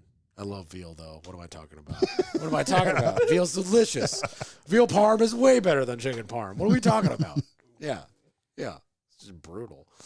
Okay, so you got to buy a calf, and then how many seasons do I get with a calf till it's ready to harvest? How old does a cow get? Oh man, I don't before know. you can? Dude, you're the one that we asked that question to. I'm a plant guy. I'm not the. Okay, I thought you were just a farm guy. I thought I'm it a was plant all guy and aspects. Maybe chickens. Maybe chickens. but- Okay, I'm definitely doing chickens and eggs. That's Yeah. I grew So up. I with will chickens and say eggs, and the they're book best. does a really good job of referencing not only plants but to some degree animals, right? Yeah, a But little bit. I mean, yeah, For a small scale but farm. for a small scale farm, right? Yeah. But the focus, and it's really well done. The focus is the plant side of it, right? But it sounds like you're implying I would need to buy like a borderline adult cow. if you're butchering one every year, I'm butchering one as often as I need, as less amount of time as I need to. Like ideally, my cow would last 20 years and be a lawnmower every season. right? And I mean, so Yeah. it's then what are you trying to achieve? I don't know how. If you're I'm trying to achieve free lawn care. Then Meat is like a cool byproduct. Of and then that. you're not butchering a cow every year. See, I didn't know how long cows last. More than a year. It's Bro, you say that like I should know. not a I goldfish. build decks. Like, you want a house? You want a barn? I'll build you a barn. I don't know how long the cows last. more than a year. How long do cows last? More than a year. Okay, more Yeah, than a let's year. say more than a year. I don't Yeah. know. I don't know, man. I mean, yeah. I mean, dogs 12 years. I don't know how long cows last. That's a decade solid. Also, when Okay. like how long, like when a cow dies naturally and when you harvest a cow for the best meat is probably a different time. Yeah, but it's not 1 year. Touche. Is it 5 years? Maybe 5 to 10, I would guess, but I don't And know. usually when you eat cow, you eat beef, so you eat the male versions of it. Yeah. So you got to be careful about that too. So don't buy a female, is what you're saying. Unless you want the milk. But then I there's don't other want the things. milk. Yeah, I just want the. I want the. So you want the I bull? want a lawnmower that turns into steak. I think you need to do a little bit more investigation on this. I was hoping Yannick was my investigation. You but get a maybe we'll just bull, keep get researching. a raging bull, Get a massive- raging bull. massive muscular bull. It's a good and- movie. Knock them out every 3 years. Yeah. 3 years, you think? Yeah. Well, Yeah. I think that makes a lot more sense than one. Between you and me and what about Bob, I think that's still every 3 years that fills the chest for you. Cows are huge, Yeah. man. Like Yeah, how yeah. much meat could you possibly, I mean, obviously if you wanted to eat a carnivore diet, you could go through that in 8 months if you wanted to. Plus Sure. I'm dividing it with 2 other friends. But still, it's enough meat to Yeah. supplement. It's yeah. it's serving its purpose, and then Like you're- in an ideal world, I mean, if I could 'cause, draw this I mean, out. the idea is that the purpose is keeping your lawn short. Right, that's what I'm Right. saying. So, like, if you look at the overall picture, I would love to take a cow that would otherwise have a not ideal life and get it to have a leisurely, chill life of you have 2 fenced-in acres of free grass to eat, and that's what you want to do. Yeah. And then 3 to 5 years later, when it is clear that it is not keeping up with the lawn, harvest it, waste as little as humanly possible, eat that beautiful gourmet meat, and then get a new cow for the next 3 to 5 years. And I mean- use 0 gas for a lawnmower. Compared to the stuff that you're buying at Food Lion, that cow has a very posh life. Right. Plus, I spent no gas mowing. I spent no maintenance money on a mower. I produced 0 carbon footprint mowing with gas mower. And I saved God knows how many hours sitting on a frickin' lawnmower Yeah. mowing the grass. Because what you guys don't know and listeners don't know is most of the land as it sits right now where I'm going to build my house is woods. But there's a solid like Ooh. 4 acres of just field. Flat ass field that a local farmer mows for free because he wants the hay. So That he will all literally sounds he amazing. literally mows it and then comes back a week later with his giant thing and turns it into those giant marshmallow looking things of hay. Bales. The bales, the huge bales. Like like that's the cost. I'm like, if you like my payment to him for mowing is he gets to keep the hay. So one day there'll be a house in his way and I'll go stop and I'll let the cow eat it. Yeah. And then every 3 years I'll fill up a chest freezer. Yeah. There you go. I think that's like obviously I'm not a pro death person, but like cows have a shelf life. Yeah. They eat grass. And if I could have him eat only good, solid, organic grass, and then when his time has come, I eat him, that's a pretty good cycle of It's life. a pretty good life. Yeah, I think so. I agree. There you go. Yeah. The mindfulness guy and the farm guy says yes. So any listeners who disagree, shove That's- it up your butt. Yeah. I mean, they can disagree. That's Yeah, fine. they're allowed. We've had a lot of opinions thrown around. It's true. You know, And all of yours are wrong. No, it's not true. same. Dude, I'm drunk on whiskey. Don't listen to anything I'm saying. Yeah, except for the Yankees are the best baseball team ever. That's all I have to say. Willie is like, I want some dinner. You're late on feeding me. No, Studio Dog is definitely chilling this entire conversation. Yeah. This was good. This was good. This was Yeah, great. this is Yeah. incredible. We And- need to make this annual, like every 4 months we have another whiskey Yeah. hour or whatever. I agree, Yeah. Yeah. The Orange Hammer presents the Whiskey Boys. This is incredible. Yeah. No, This I is the think move. what I really liked about this is I think we got the opportunity to really touch on things that we're all really passionate about and have conversations on those things. And Yeah. I think that was, we kind of just shifted back and forth through the things. And Yeah. I think this has been a lot of I think a lot of fun. I think all seriousness, this needs to happen more often than when we're recording. Yeah. This needs to happen more regularly because this is just like, this is that open level of conversation that has a reciprocal respect that is missing from, I think, a huge chunk of modern society when you look at the infection of like social media Yeah. and how like the reciprocal respect is just gone. It has Yeah. been removed. You hide behind the screen Yeah. and you say you're an idiot in a comment, and it's like, wait a minute. Would you say you're an idiot to somebody's face Yeah. who might punch you in the mouth? Yeah. Like, I'm guilty of it. I've said that's an idiotic opinion to my former scoutmaster. Like, what? Yeah. Garth is not an idiot. He's a very respectful, intelligent man. And simply because I was hiding behind a Facebook screen, I said that's an idiotic opinion. Yeah. Like, it's so incorrect. So we're all guilty of it. And I think just the fact that like we're acknowledging how important it is to just be able to hear different opinions, different ways of how you got to that opinion. And just being nothing's happy wrong. that other people have other views and respecting them. And learning how they got there, man. Yeah. Like, what's that term? It's the echo chamber of social media. Where it's like you build that echo chamber by telling the algorithm what you like and what you don't like. And then you get to say something that you think goes out into the ethos, but really it's bouncing around the echo chamber you've built. Yeah. And it's just bouncing back to you. Yep. And you're getting the opinion that you already believe in because you said it. Yeah. And it bounces off a wall, hits 4 others, and just comes back to you in a different form. Yep. But, like, yeah, okay, that's cool, short term. But, like, long term, there's no adjustment. Yeah. There's no growth. There's no opening your mind, opening your heart. There's no understanding that, like, so-and-so's opinion is the opposite of mine. So Facebook says I should hate him. Well, wait a minute. Maybe I should learn how he got to that opinion. Yeah. Because what if we are 90% the same and one go left, go right decision made him go to that way and I went to this way? And I want to understand why he went right instead of going left. Yeah. And that's not a reference to policy. No, politics. That's just like literal. You had to pick A and B. Yeah. And I just want to know why he went A. He's not wrong.